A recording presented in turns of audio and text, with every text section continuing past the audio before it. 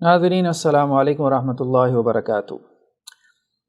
عقیدہ اور منہج پہ ہماری گفتگو چل رہی تھی اور آج اس سلسلے کا ہمارا تیسرا لیکچر ہے۔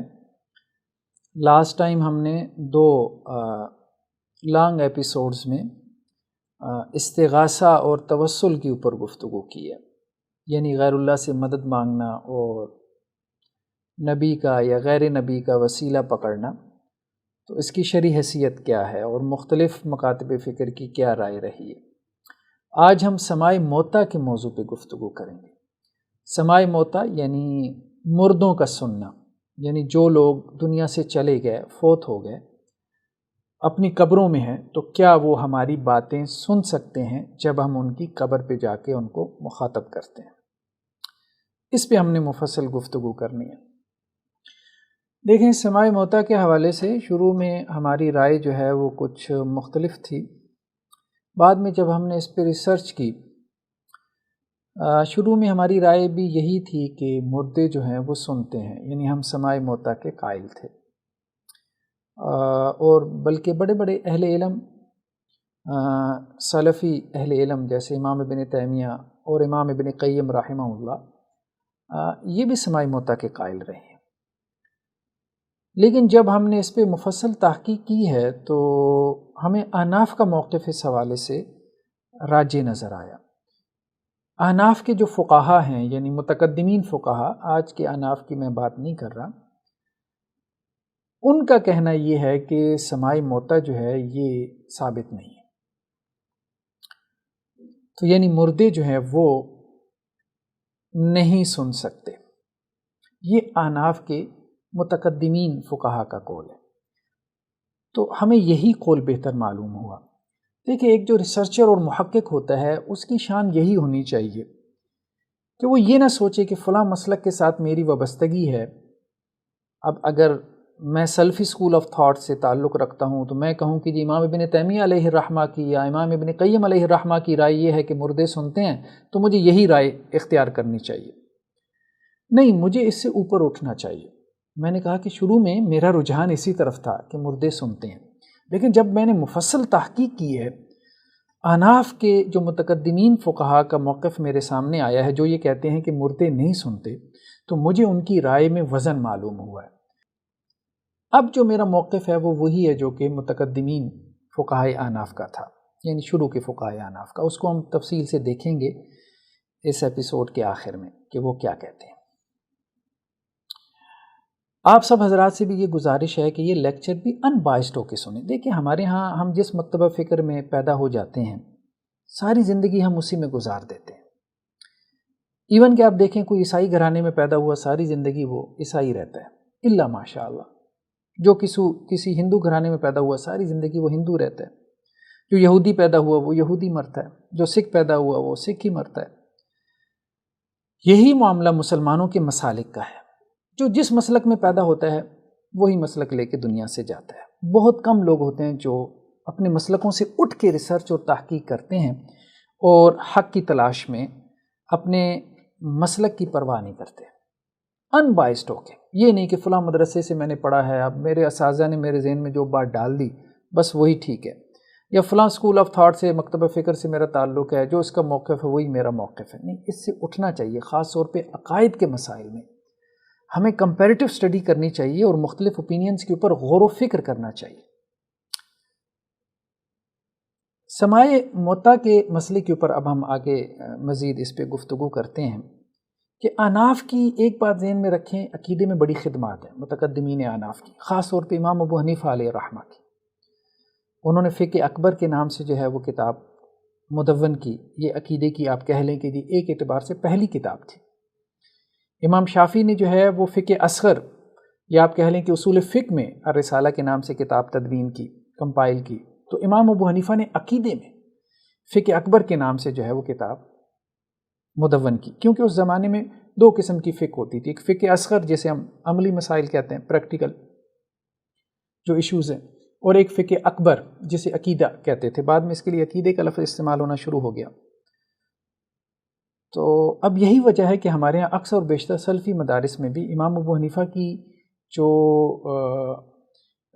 عقیدے کی جو تعلیمات ہیں وہ پڑھائی جاتی ہیں. جیسا کہ ہم جانتے ہیں کہ جی عقیدہ طحاویہ جو ہے، امام طحاوی بہت بڑے حنفی فقہا میں سے تھے، تو ان کا عقیدہ طحاویہ جو ہے اور اس کی شرح جو ایک حنفی عالم دین نے کی ہے، ابن ابی العز الحنفی علیہ رحمہ، یہ عام طور پہ سلفی مدارس میں پڑھائی جاتی ہے. اس کی وجہ یہ ہے کہ امام ابو حنیفہ جو ہیں وہ اس امت میں عقیدے کے امام ہیں، اور ائمہ اربعہ بلکہ چاروں ائمہ میں عقیدے کے مسائل میں آپ کو فرق نہ ہونے کے برابر ملے گا. جو کچھ اختلاف ائمہ اربعہ میں ہوا، چاروں ائمہ میں، وہ زیادہ تر فقہی مسائل میں ہوا ہے، عقیدے کے مسائل میں فرق نہ ہونے کے برابر ہے. تو میں عام طور پہ جو امام ابو حنیفہ ہیں یا ان کے جو شاگرد ہیں قاضی ابو یوسف اور امام محمد، اور اس کے بعد جو بڑے بڑے ائمہ ہیں ان کے، یہ پہلی دوسری تیسری صدی ہجری کے جو ائمہ ہیں احناف کے، ان کی عقیدے کی آراء کو میں ضرور دیکھتا ہوں، کیونکہ یہ جو حنفی فقہا تھے، یہ شروع میں عقیدے میں جو بگاڑ پیدا ہوا معتزلہ کے راستے سے، جہمیہ کے راستے سے، تو ان لوگوں نے بڑا ڈٹ کے اس کا مقابلہ کیا اور صحیح اصولوں کے اوپر کوشش کی کہ عقیدے کو جو ہے وہ کھڑا کیا جائے. خیر بہرحال آج ہم نے گفتگو کرنی ہے سماع موتیٰ کے مسئلے کے اوپر. یعنی سماع کا مطلب سننا، اور موتیٰ مردوں کو کہتے ہیں، تو مردوں کا سننا، مردے سنتے ہیں کہ نہیں. ہم شروع میں قرآن کو فوکس کریں گے، پھر اس کے بعد احادیث کی طرف ہم آئیں گے، پھر اس کے بعد ہم فقہا اور ائمہ کی آراء کو بیان کریں گے. قرآن مجید اس حوالے سے بالکل واضح کلیئر ہے. صحیح بات یہ ہے، بالکل کلیئر ہے قرآن مجید کہ مردے نہیں سنتے، مردے نہیں سنتے. جو بھی ان بائسڈ ہو کے قرآن مجید کو پڑھے گا وہ اس نتیجے تک پہنچے گا کہ مردے نہیں سنتے. ہاں، اسے تعویلیں کرنی پڑیں گی، اپنا موقف قرآن سے نکالنے کے لیے اسے تعویلیں کرنی پڑیں گی. ایک موقف وہ ہوتا ہے جو قرآن سے آپ کہہ لیں کہ جی خود باہر آ رہا ہوتا ہے، آپ کو نکالنا نہیں پڑتا، اور ایک موقف وہ ہوتا ہے کہ جو آپ کو کھینچ تان کے نکالنا پڑتا ہے، اگلے کو سمجھانا پڑتا ہے کہ بھئی اس کا یہ معنی ہے، آپ کو تشریح کرنی پڑتی ہے، لمبی چوڑی تقریریں کرنی پڑتی ہیں. تو قرآن مجید کا اگر آپ ظاہر مفہوم دیکھیں، جو اس کا اپریٹ میننگ ہے، تو وہ بالکل کلیئر کٹ ہے، وہ قطعی الدلالہ ہے کہ مردے نہیں سنتے.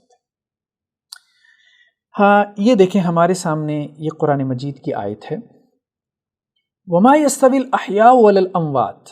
بہت اہم نقطہ ہے کہ زندہ اور مردہ برابر نہیں ہے. یعنی قرآن یہ کہہ رہا ہے کہ کچھ زندہ ہیں، کچھ مردہ ہیں، یہ دونوں برابر نہیں ہیں، یہ دونوں برابر نہیں ہیں. زندگی اور موت برابر نہیں ہے. آپ کیسے کہہ سکتے ہیں کہ ایک بندہ مر گیا، اس کے اندر سے روح نکل گئی، پھر وہ زندہ ہے؟ یہ کیسے کہہ سکتے ہیں؟ قرآن کا مقدمہ جس بنیاد کے اوپر کھڑا ہے، ذرا اس بنیاد کو سمجھنے کی کوشش کریں. وہ بنیاد کیا ہے؟ ایک زندہ ہے، ایک مردہ ہے، یہ دونوں اپوزٹس ہیں. زمین اور آسمان کو برابر کرنے والی بات ہے اگر آپ زندہ اور مردہ کو برابر کر رہے ہیں. آپ کہہ رہے ہیں کہ زندہ تھا، اب یہ فوت ہو گیا، لیکن فوت ہونے کے بعد پھر وہ زندہ ہے، تو پھر زندہ اور مردہ میں تو آپ نے فرق کا انکار کر دیا نا. اب بات سمجھ رہے ہیں؟ اس نقطے کو سمجھیں. قرآن کا بنیادی نقطہ جو ہے وہ اس بات کے اوپر کھڑا ہے کہ زندہ اور مردہ برابر نہیں ہو سکتے. یہ متضاد معنی ہیں، یہ متضاد الفاظ ہیں. یہ ایسی ہے جیسے زمین اور آسمان کو کہے کہ یہ دونوں برابر ہیں. یہ ایسی ہے جیسے کو کہے آگ اور پانی ایک ہی شے ہے. ممکن نہیں، پاسبل نہیں. تو قرآن نے کہا وَمَا يَسْتَوِي الْأَحْيَاءُ وَلَا الْأَمْوَاتُ. زندہ اور مردہ برابر نہیں ہے. ان اللہ یسمع من یشاء. اللہ تعالیٰ جس کو چاہتا ہے سنوا دیتا ہے. اللہ تعالیٰ جس کو چاہتا ہے سنوا دیتا ہے. وما انت بمسمع من فی القبور. جو قبروں میں ہے آپ اس کو نہیں سنوا سکتے. اے نبی صلی اللہ علیہ وسلم، جو قبروں میں ہے آپ اس کو نہیں سنوا سکتے. تنزیل.net ہے، اس کے اوپر اور اہل علم کے آپ نے ترجمے دیکھنے ہو آپ دیکھ لیں، اور اہل علم کا ترجمہ بھی دیکھ لیں، یہی ترجمہ آپ کو ملے گا. تو اے نبی صلی اللہ علیہ وسلم، آپ نہیں سنوا سکتے اس کو کہ جو قبروں میں ہے. اب اس کی تشریح یہ بھی کی گئی ہے کہ جی یہاں پہ میٹافر ہے، مجازی معنی مراد ہے، یعنی یہاں مراد کافر ہیں کہ ان کے دل مردہ ہو چکے ہیں، ان کے اندر زندگی نہیں ہے، حیات نہیں ہے. تو اس اعتبار سے کہا گیا کہ اے نبی صلی اللہ علیہ وسلم یہ کافر آپ کی بات نہیں سننے والے. ٹھیک ہے، ہم یہ نہیں کہہ رہے کہ یہ معنی مراد نہیں ہو سکتا، ہم یہ کہہ رہے ہیں کہ آپ یہ معنی بھی مراد لے رہے ہیں، لیکن اس کا اصل معنی وہی ہے. دیکھیں قرآن مجید کی آیت میں ایک سے زائد معنی مراد ہو سکتے ہیں، اس میں کسی کا اختلاف نہیں ہے، اس میں کسی کا اختلاف نہیں ہے۔ آپ اگر کہتے ہیں کہ اس کا یہ معنی بھی ہو سکتا ہے تو بھائی ٹھیک ہے، اس سے وہ کافر بھی مراد ہو سکتے ہیں کہ جن کے دل مردہ ہو چکے ہیں اور وہ نبی کریم صلی اللہ علیہ وسلم کی بات سننے پہ آمادہ نہیں ہے، یا آپ صلی اللہ علیہ وسلم ان کو سنا رہے ہیں اور ان کے اوپر اثر نہیں ہو رہا، یہ معنی بھی ہو سکتا ہے، لیکن اس کا اصل معنی، اس کی اپیرنٹ میننگ، وہ معنی مراد لینے سے اس کا انکار نہیں ہوتا، اس کے جو ظاہری معنی ہے اس کا انکار نہیں ہوتا، وہ تو قرآن کا لٹرل میننگ، ایک ایک لفظ کا ترجمہ کریں تو وہ معنی بن رہا ہے، آپ اس کا کیسے انکار کر سکتے ہیں اس معنی کا؟ تو اصل معنی کا انکار نہ کریں، باقی ایڈیشنل میننگ جو مرضی مراد لے لیں، کوئی ایشو نہیں ہے، اگر وہ آیت سے نکل سکتا ہے تو ویل اینڈ گڈ، کوئی ایشو نہیں۔ تو اے نبی صلی اللہ علیہ وسلم آپ اس کو نہیں سنوا سکتے جو قبروں میں ہیں، آپ اس کو نہیں سنوا سکتے، اس کو اصول فقہ میں کہتے ہیں اس کا ظاہر معنی ہے، ایک اس کا معنی ہوتا ہے جو کانٹیکس میں بنتا ہے، اس کو اصول فقہ میں کہتے ہیں نص ہے۔ تو اگر ظاہر معنی جو ہے وہ نص سے ٹکراتا نہ ہو تو یہ تو خود فقہا کے مسلم اصول ہے کہ ظاہر معنی مراد لیا جائے گا، یہ تو سارے مراد لیتے ہیں۔ تو اس قرآن مجید کی آیت کا ظاہر معنی کیا ہے؟ وہ یہی ہے کہ اے نبی صلی اللہ علیہ وسلم جو قبروں میں آپ ان کو سنوا نہیں سکتے، اللہ جس کو چاہے اللہ اس کو سنوا سکتا ہے، ٹھیک ہے؟ ان اللہ یسمع من یشاء، جس کو اللہ چاہے سنوا سکتا ہے، اور آپ نہیں سنوا سکتے جو قبروں میں، یہ اس کا معنی ہے۔ ایک بات تو ہمیں اب تک یہ معلوم ہوئی کہ قرآن نے کہا کہ بھئی زندہ اور مردہ برابر نہیں ہے، زندہ اور مردہ برابر نہیں ہے۔ کیسے برابر نہیں ہے؟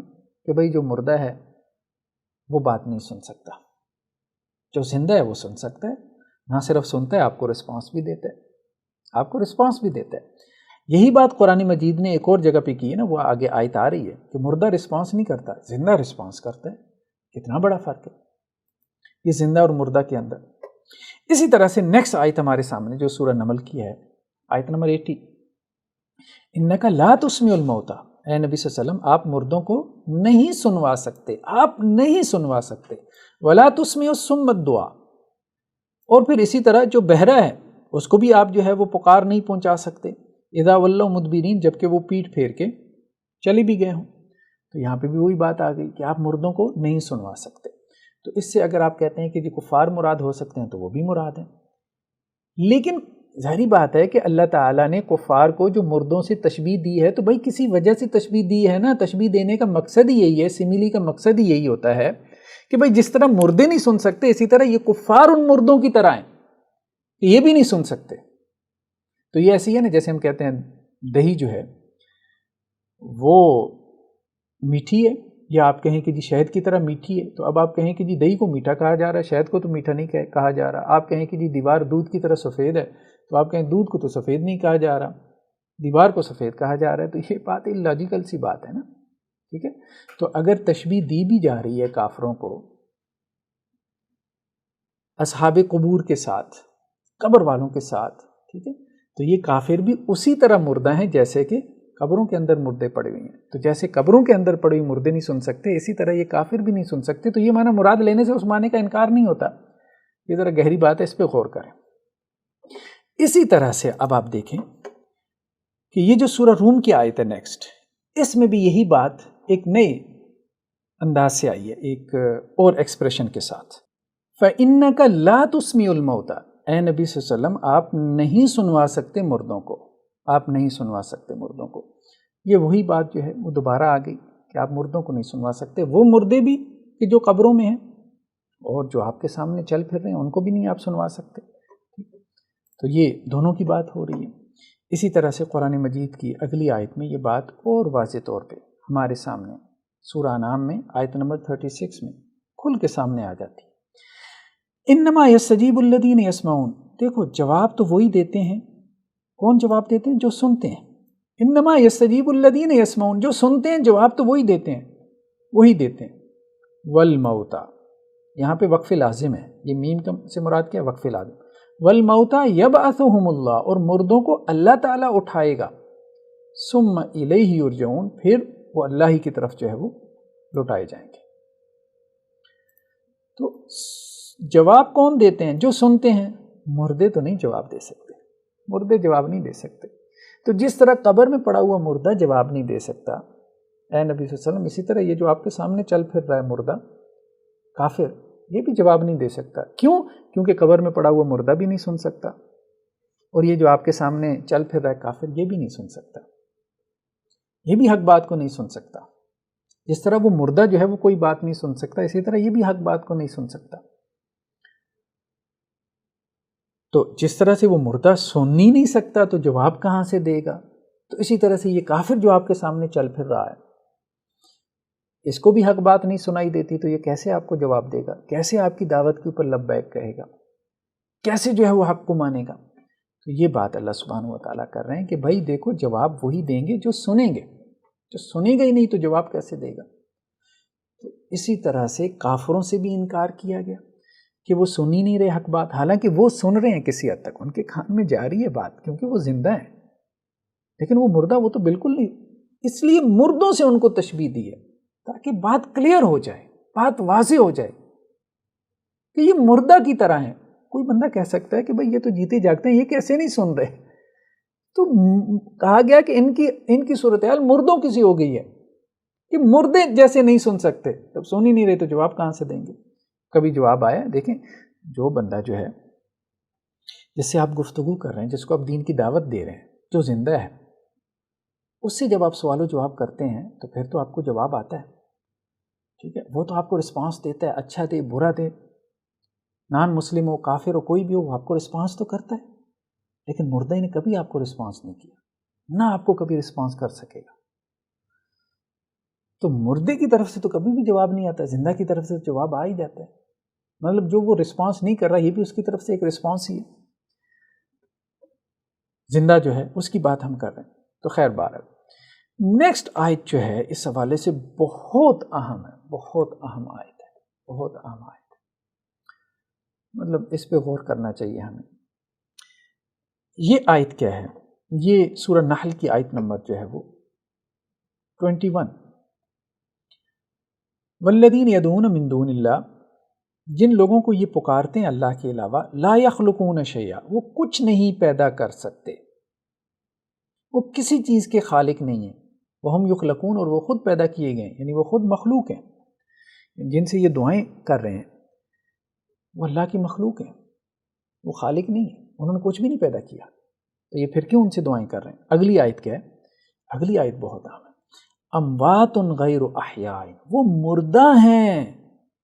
اور کون سے مردہ ہیں؟ غیر احیاء، زندہ نہیں ہے، وہ مردہ ہیں. پہلے کیا کہا؟ مردہ ہیں. پھر ساتھ میں کیا کہہ دیا؟ غیر احیاء، غیر احیاء، زندہ نہیں ہے. غیر کا مطلب نہیں. وما یشعرون، اور انہیں شعور بھی نہیں ہے، ایان یبعثون، کب وہ اٹھائے جائیں گے. صرف یہ نہیں کہا کہ وہ مردہ ہیں، صرف قرآن نے یہ نہیں کہا کہ وہ مردہ ہیں، بلکہ یہ بھی کہہ دیا کہ زندہ نہیں ہے. زندہ نہیں. کتنی بڑی بات ہے، کتنی بڑی بات ہے. ہم پھر بھی کہیں کہ مردے زندہ ہیں؟ نہیں. قرآن تو اسی بنیاد پہ کھڑا ہے کہ بھائی حیات کے بعد پھر ایک موت ہے، ایک وفات ہے. اس زندگی کے بعد موت ہے. تو جب مر گیا تو یہ زندگی نہیں ہے، نہیں ہے. اس بات کو سمجھ لیں. ہاں، اب اس پہ جو ہے وہ ایک اشکال پیدا ہوا بعض قرآن مجید کی دوسری آیات سے کہ اللہ سبحانہ و تعالیٰ نے یہاں پہ تو کہا ہے، یہاں پہ تو اللہ نے یہ کہا ہے کہ وہ مردہ ہیں، جن کو تم پکارے ہو اللہ کے علاوہ وہ مردہ ہیں. دیکھو وہ زندہ نہیں ہے تو پھر کیوں پکارے ہو؟ جب وہ زندہ نہیں ہے، وہ مردہ ہیں تو پھر کیوں پکارے ہو؟ یہ کہنے کا مقصد کیا ہے؟ کہنے کا مقصد یہ ہے کہ بھئی مر گیا ہے، نہیں سن سکتا. وہی بات، انما یستجیب الذین یسمعون. ٹھیک ہے، انما یستجیب الذین یسمعون، جواب تو وہ دے گا کہ جو سنتا ہے. اور مردوں کو اللہ سبحانہ و تعالیٰ قیامت والے دن اٹھائیں گے. تو قیامت والے دن مردوں کو زندگی ملے گی. مردوں کو زندگی تو اب قیامت والے دن ملے گی. اب تو یہ مردہ ہے، جواب تو وہ دے گا، قبول تو وہ تمہاری کرے گا، اللہ کے ہاں تو وہ تمہاری پیش کرے گا. یعنی تم اس کے سامنے پیش کر رہے ہو اور وہ اللہ کے ہاں تمہاری پیش کرے، تو وہ کرے گا بھائی جو زندہ ہو. مردہ کیسے کرے گا؟ تو مردہ کے بارے میں تو یہ کہہ دیا کہ اموات غیر احیاء، کہ بھائی وہ مردہ ہے، وہ زندہ نہیں ہے. زندہ نہیں ہے. جب وہ زندہ ہی نہیں ہے اور زندہ جو ہے وہ کچھ سن سکتا ہے اور آپ کو جواب دے سکتا ہے، تو اب وہ زندہ ہی نہیں ہے، وہ سن بھی نہیں سکتا، جواب بھی نہیں دے سکتا. ٹھیک ہے، اور آپ اس کو سنوا بھی نہیں سکتے، وَمَا أَنْتَ بِمُسْمِعٍ مَّن فِي الْقُبُورِ، تو پھر اس کو کیوں پکار رہے ہو؟ تمہاری پکار تو عبث ہے، بیکار ہے. یہ بات کہی جا رہی ہے.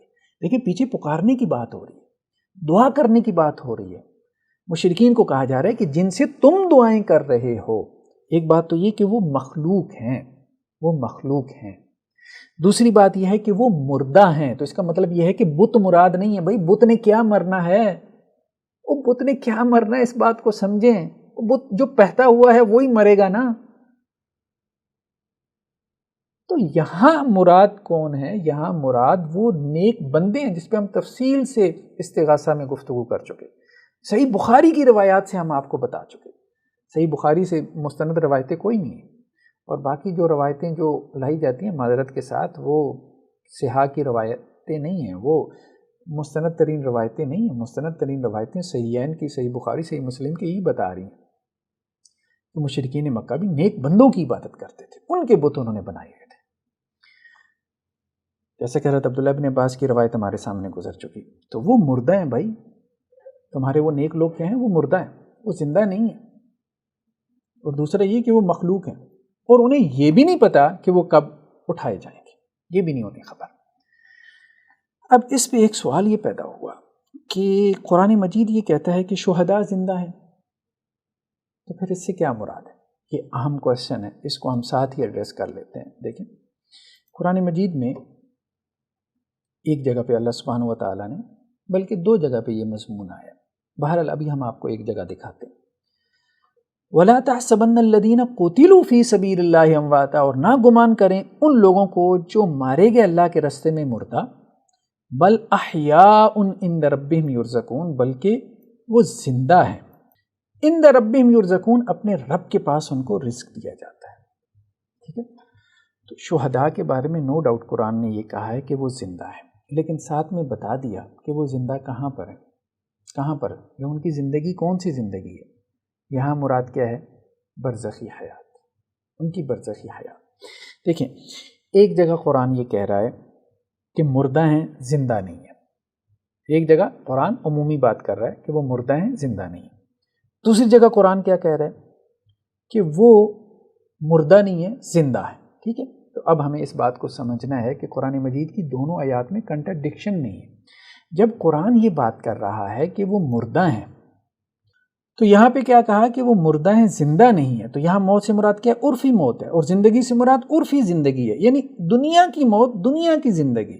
ٹھیک ہے، تو اب وہ شخص جو ہے وہ عرف کے اعتبار سے، یعنی اس کا ایک عرفی معنی ہے نا، ایک لٹریری میننگ ہے موت و حیات کا. تو ایک آدمی جو ہے وہ جو مردہ ہے وہ زندہ نہیں ہے، جو فوت ہو گیا وہ زندہ نہیں ہے.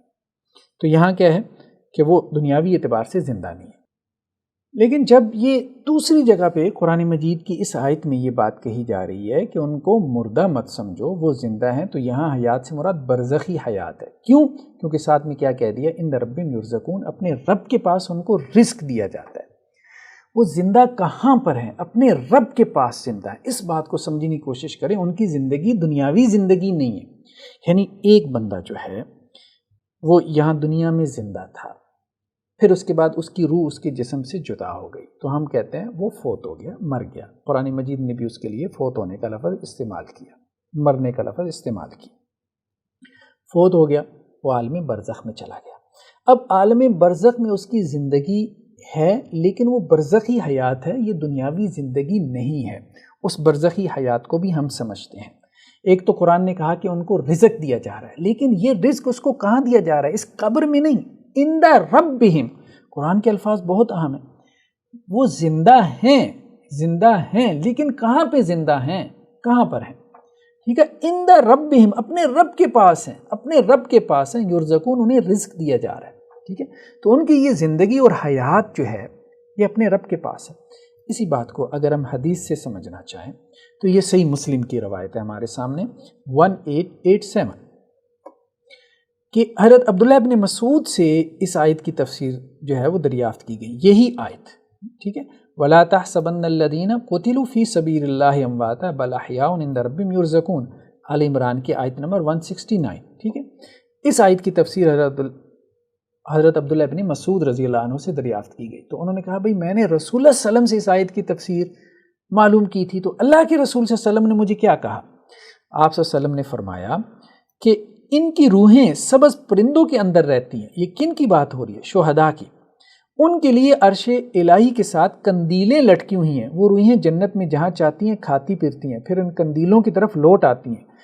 ان کے رب نے اوپر سے ان کی طرف جھانک کر دیکھا اور فرمایا کیا تمہیں کسی چیز کی خواہش ہے؟ انہوں نے جواب دیا ہم اور کیا خواہش کریں، ہم جنت میں جہاں چاہتے ہیں گھومتے اور کھاتے پیتے ہیں۔ اللہ نے 3 بار ایسا کیا، جھانک کر دیکھا اور پوچھا۔ جب انہوں نے دیکھا کہ ان کو چھوڑا نہیں جائے گا، ان سے سوال ہوتا رہے گا، تو انہوں نے کہا اے ہمارے رب ہم یہ چاہتے ہیں کہ ہماری روحوں کو ہمارے جسموں میں لوٹا دیا جائے۔ ٹھیک ہے، کیا چاہتے ہیں؟ کیا چاہتے ہیں؟ اے ہمارے رب ہماری روحوں کو ہمارے جسموں میں لوٹا، یہ وہ چاہتے ہیں۔ حدیث نے بالکل کلیئر کٹ کر دیا کہ شہداء کی روحیں کہاں پر ہیں، وہ کہاں پہ زندہ ہیں، ان کی زندگی کہاں پر ہے؟ اللہ سبحانہ و تعالیٰ کے عرش کے نیچے قندیلیں ہیں، جن قندیلوں میں وہ جو شہداء کی روحیں ہیں جن کو سبز پرندوں کے پیٹوں میں ڈال دیا گیا ہے، یعنی ان کو نیا جسم دیا گیا ہے، پرندوں کا جسم دیا گیا ان روحوں کو، اور وہ اس جسم کے ساتھ اللہ کے عرش کے ساتھ لٹکی ہوئی قندیلوں میں رات گزارتی ہیں، اور دن میں وہ پرندے جو ہے وہ جنت میں چرتے چکتے ہیں۔ تو اب ان روحوں کو ایک تو نیا جسم ملا ہے پرندے کی صورت میں، اور دوسرا یہ اپنے رب کے پاس ہے۔ کتنا قرب ہے اپنے رب کے پاس کہ اللہ سبحانہ و تعالیٰ ان کو جھانک کے ان سے پوچھتے ہیں 3 مرتبہ کہ تمہیں کچھ چاہیے، اور وہ کہتے ہیں یا اللہ اور کیا چاہیے؟ رات آپ کے ساتھ گزرتی ہے اور دن جو ہے وہ جنت میں گزرتا ہے۔ لیکن جب وہ دیکھتے ہیں کہ اللہ تعالیٰ پوچھتی رہیں گے تو اب وہ کیا کہہ رہے ہیں؟ اب وہ کیا کہہ رہے ہیں؟ اس جملے کو ذرا نوٹ کریں کہ اے ہمارے رب ہم یہ چاہتے ہیں کہ ہماری روحوں کو ہمارے جسموں میں لوٹا دیا جائے۔ کیا کہہ رہے ہیں؟ اے ہمارے رب ہم یہ چاہتے ہیں کہ ہماری روحوں کو ہمارے جسموں میں لوٹا دیا جائے۔ قالوا یا رب، عربی کی عبارت کیا ہے؟ نرید ان ترد ارواحنا فی اجسادنا، کہ ہماری روحیں ہمارے جسموں میں لوٹا دی جائیں، حتی نقتل فی سبیلک، یہاں تک کہ ہم دوبارہ آپ کے رستے میں قتل ہو جائیں، ایک مرتبہ پھر شہید ہو جائیں۔ ٹھیک ہے، جب اللہ تعالیٰ دیکھے گا کہ ان کی کوئی حاجت نہیں ہے تو ان کو چھوڑ دیا جائے گا، یعنی اللہ تعالیٰ یہ کریں گے نہیں کہ ان کی روحوں کو ان کے جسموں میں لوٹا دیں۔ ٹھیک ہے، اللہ تعالیٰ ان کی روحوں کو ان کے جسموں میں نہیں لوٹائیں گے، اور جب اللہ تعالیٰ دیکھیں گے بھئی ان کی کوئی حاجت نہیں ہے، یعنی وہ حاجت جو یہاں جنت سے متعلق ہو، وہ کوئی حاجت پیش نہیں کریں گے، تو پھر ان کو چھوڑ دیا جائے گا، یعنی ان کی یہ خواہش پوری نہیں کی جائے گی۔ وہ روح جو اللہ کے پاس چلی گئی ہے وہ واپس نہیں لوٹائی جائے گی، شہید کی روح بھی واپس اس جسم میں نہیں لوٹائی جائے گی، شہید کی خواہش کے باوجود اور اللہ کے سوال کرنے کے باوجود کہ بھائی کوئی خواہش کرو، جب وہ خواہش کریں گے تو اللہ تعالیٰ ان کی وہ خواہش پوری نہیں کریں گے۔ اس سے مراد کیا ہے کہ اللہ تعالیٰ انہیں دوبارہ زندگی نہیں دیں گے، قیامت سے پہلے اللہ تعالیٰ ان کو وہ والی عرفی حیات، وہ والی زندگی جو پہلے دنیا میں ہے، وہ والی زندگی دوبارہ نہیں دیں گے، ان کی خواہش کے باوجود کہ وہ یہ چاہتے ہیں کہ انہیں دوبارہ زندگی ملے، قبر سے وہ اٹھیں اور اللہ کے راستے میں دوبارہ قتال کرتے ہوئے شہید ہو جائیں، تو اللہ تعالیٰ یہ نہیں کریں گے۔ اس کو ہم ایک اور طرح سے بھی جو ہے وہ سمجھ سکتے ہیں، ایک اور روایت ہے، یہ تو چلیں شہید کی بات ہوگی نا، لیکن بعض صحیح روایات میں مومن کے لیے بھی یہ الفاظ استعمال ہوئی ہیں، جیسا دیکھیں یہ سنن ابن ماجہ کی روایت ہے 4271۔ ٹھیک ہے، حضرت عبد الرحمن بن کعب انصاری اپنے والد حضرت کعب بن مالک انصاری سے روایت کرتے ہیں کہ رسول اللہ صلی اللہ علیہ وسلم نے فرمایا مومن کی جان ایک پرندے کی صورت میں جنت کے درختوں سے پھل کھاتی ہے حتیٰ کہ اٹھنے کے دن یعنی قیامت کو دوبارہ اپنے جسم میں چلی جائے گی۔ کس کی بات ہو رہی ہے؟ نسمۃ المؤمن، مومن کی بات ہو رہی ہے، عام مومن کی بات ہو رہی ہے۔ ٹھیک ہے، وہ کیا ہے؟ وہ ایک پرندے کی صورت میں یعلق فی شجر الجنہ، جنت کے اندر چرتی چکتی رہتی ہے، حتی یرجع الی جسدی یوم یبعث، اب یہ روح کب واپس آئے گی؟ یہ روح لوٹے گی اپنے جسد کی طرف یوم یبعث، قیامت والے دن، قیامت والے دن یہ روح لوٹے گی اپنے جسم کی طرف۔ یہ صحیح روایت ہے، علامہ البانی نے اس کو صحیح کہا ہے، سنن ابن ماجہ کی، سنن ابن ماجہ کی روایت ہے۔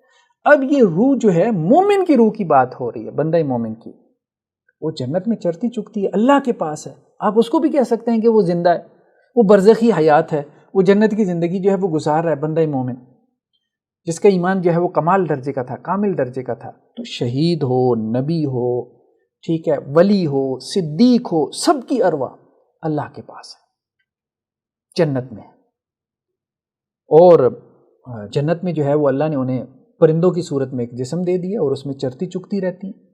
یہ بات ہمیں صحیح روایات سے معلوم ہو رہی ہے، اور قیامت والے دن یہ روحیں ان جسموں میں جو کہ قبروں میں ہیں لٹائی جائیں گی اور انسان کو دوبارہ زندہ کیا جائے گا۔ اسی بات کو قرآن مجید میں ایک اور مقام پہ بڑے واضح انداز میں بیان کیا گیا۔ یہ ہمارے سامنے جو ہے وہ سورہ البقرہ ہے، اس کی آیت نمبر 28۔ کیف تکفرون باللہ، کیسے تم اللہ کا انکار کرتے ہو، یا کیسے تم اللہ کا انکار کرتے پھر رہے ہو۔ وکنتم امواتا، تم مردہ تھے، فاحیاکم، پس اللہ نے تم کو زندہ کیا، ٹھیک ہے۔ ثم یمیتکم، پھر اللہ تعالیٰ تم کو مارے گا، ثم یحییکم، پھر زندہ کرے گا۔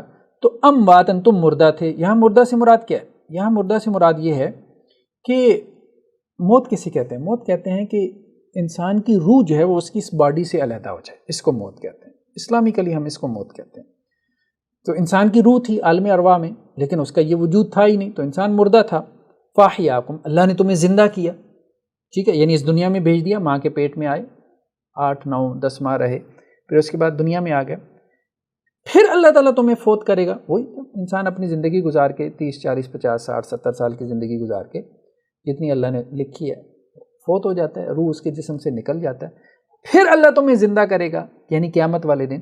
تو 2 موتیں اور 2 زندگیاں، 2 موتیں اور 2 زندگیاں، پہلے موت تھی، پھر یہ دنیا کی زندگی، پھر موت ہے، پھر آخرت کی زندگی، یوم حشر والے دن قبروں سے اٹھایا جائے گا۔ اسی طرح سے یہی مضمون قرآن مجید میں ایک اور جگہ پہ بہت واضح انداز میں بیان ہوا، سورہ غافر میں، ٹھیک ہے، آیت نمبر 11۔ قالوا ربنا متنا سنتین، تو وہ کہیں گے اے ہمارے رب، آپ نے ہمیں 2 مرتبہ فوت کیا، ٹھیک ہے، اے ہمارے رب، تو نے واقعی ہمیں 2 دفعہ موت اور 2 دفعہ زندگی دے دی، ٹھیک ہے۔ امتنا سنتین، تو نے ہمیں فوت کیا 2 مرتبہ، واحییتنا سنتین، اور تو نے ہمیں زندگی دی 2 مرتبہ۔ فاعترفنا بذنوبنا، یا اللہ ہم اپنے گناہوں کا اقرار کرتے ہیں، فہل الی خروج من سبیل، تو آج بچنے کا کوئی رستہ ہے؟ یہ قیامت والے دن جو ہے وہ جو مجرم ہوں گے وہ یہ اقرار کریں گے اللہ کے حضور میں کہ تو نے ہمیں 2 موتیں 2 زندگیاں دی۔ اب 2 موتیں 2 زندگیاں، قرآن مجید واضح ہے اس بارے میں کہ 2 موتیں اور 2 زندگیاں، ٹھیک ہے۔ پہلے ایک موت ہے، پھر اس دنیا میں زندگی ہے، پھر اس کے بعد موت ہے، روح جسم سے جدا ہو گئی۔ اب وہ روح جو ہے وہ بندہ مومن کی روح ہے، نبی کی ہے، صدیق کی ہے، شہید کی ہے، کسی ولی اور صالح انسان کی ہے، تو وہ جنت میں ہے، سبز رنگ کے جو ہے وہ پرندوں کے جسم میں، اور وہ جنت میں چرتی چکتی ہے۔ قیامت والے دن وہ روح جو ہے وہ اس دنیا والے جسم میں لوٹائی جائے گی، اور یہ جسم اگر گل سڑ گیا، مٹی میں مل کے مٹی ہو گیا، من یحیی العظام وہی رمیم، جیسے وہ مشرکین مکہ کہتے تھے کہ جی ہڈیاں بھربھری ہو جاتی ہیں، ہمارا بھی مشاہدہ ہے، بہت سے جسم قبروں کے اندر گل سڑ جاتے ہیں، تو لیکن اللہ تعالیٰ اسی کو دوبارہ کھڑا کریں گے اور اس کے اندر وہ روح ڈال دیں گے۔ تو یہ جو زندگی ہے یہ دوبارہ قیامت والے دن ملے گی، تو یہ اہم بات ہے۔ اب اس پہ ایک سوال پیدا ہوتا ہے، وہ سوال یہ پیدا ہوتا ہے کہ بعض روایتوں میں ہمیں یہ بات ملتی ہے کہ مردہ جو ہے وہ سنتا ہے، یا جب مردے کو دفنایا جاتا ہے مثال کے طور پہ تو منکر نکیر آ جاتے ہیں، اس سے سوال و جواب کرتے ہیں قبر کے اندر، یا قبر میں عذاب ہوتا ہے، یا مردے کو دفنایا جاتا ہے تو بعض روایتوں میں آتا ہے کہ دفنا کے جب لوگ واپس ہو رہے ہوتے ہیں تو وہ ان کے قدموں کی چاپ سن رہا ہوتا ہے، یا آپ جب قبرستان میں جائیں تو السلام علیکم یا اہل القبور کہیں، تو جب وہ سنتا نہیں ہے تو سلام کس کو کہہ رہا ہے۔ اس قسم کی روایتیں اس مضمون کی ہمیں ملتی ہیں، تو ہم انشاءاللہ اب ان کو تھوڑا تھوڑا ڈسکس کرنا شروع کریں گے تاکہ ہم بات کو سمجھیں کہ اصل میں مراد کیا ہے۔ ہم نے روایتوں کی بھی تعویل نہیں کرنی، ہم نے بات کو سمجھنا ہے، بات کو سمجھنا ہے۔ اصل چیز جو ہے وہ قرآن ہے، قرآن کی روشنی میں جو ہے وہ روایات کا مفہوم طے کرنا ہے، خاص طور پہ عقیدے کے باب میں۔ دیکھیں عقیدے کے باب میں جو ہے وہ قرآن اصل ہے اور روایتیں اس کے تابع ہیں، ٹھیک ہے۔ روایتیں جو ہے وہ قرآن کے مفہوم کو جو ہے وہ واضح کر رہی ہیں، قرآن نے ایک لائن جو ہے وہ کھینچ دی ہے، اس کے اندر ہم نے روایات کو سمجھنا ہے، ایک باؤنڈری لائن لگا دی ہے۔ لیکن جو فقہی احکام ہوتے ہیں سنت، تو اس میں رسول اللہ صلی اللہ علیہ وسلم کی جو سنت ہے وہ اصل ہے، اس کو قرآن کے ساتھ رکھ کے ہم نے سمجھنا ہے۔ خیر بہرحال یہاں یہ ہمارے سامنے جو ہے وہ صحیح بخاری ہے۔ صحیح بخاری میں یہ روایت ہے حضرت انس بن مالک سے کہ وہ اللہ کے نبی صلی اللہ علیہ وسلم سے بیان کرتے ہیں کہ آپ صلی اللہ علیہ وسلم نے فرمایا جب بندے کو اس کی قبر میں رکھ دیا جاتا ہے اور اس کے ساتھی دفن سے فارغ ہو کے واپس ہوتے ہیں تو وہ ان کے جوتوں کی آواز سنتا ہے۔ ٹھیک ہے، کیا ہے؟ انہو لیسمع قرع نعالہم، وہ ان کے جوتوں کی آواز سنتا ہے۔ اتاہ ملکان، دو فرشتے اس کے پاس آتے ہیں، فاقعدا، تو اس کو بٹھا دیتے ہیں، فیقولان لہو، اور اسے کہتے ہیں ما کنت تقول فی ھذا الرجل، محمد صلی اللہ علیہ وسلم، اللہ کے وسلم کے بارے میں سوال ہوتا ہے کہ تمہاری ان کے بارے میں کیا رائے ہے؟ تو وہ کہتا ہے اشہد ان عبد اللہ و رسول، کہ اشہد انہ، میں گواہی دیتا ہوں کہ وہ اللہ کے بندے ہیں اور اس کے رسول صلی اللہ علیہ وسلم ہیں۔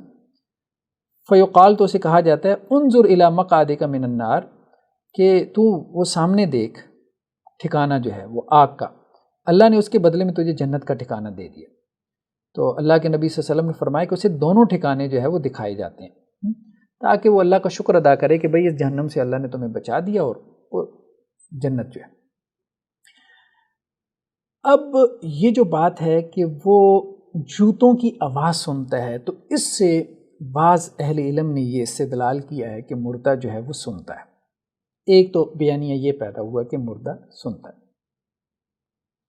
دوسرا بیانیہ یہ پیدا ہوا کہ نہیں، قرآن کا بیان اصل ہے کہ مردہ نہیں سنتا، لیکن کچھ مقامات پہ مردوں کو سنوا دیا جاتا ہے تو اس لیے مردہ سنتا ہے۔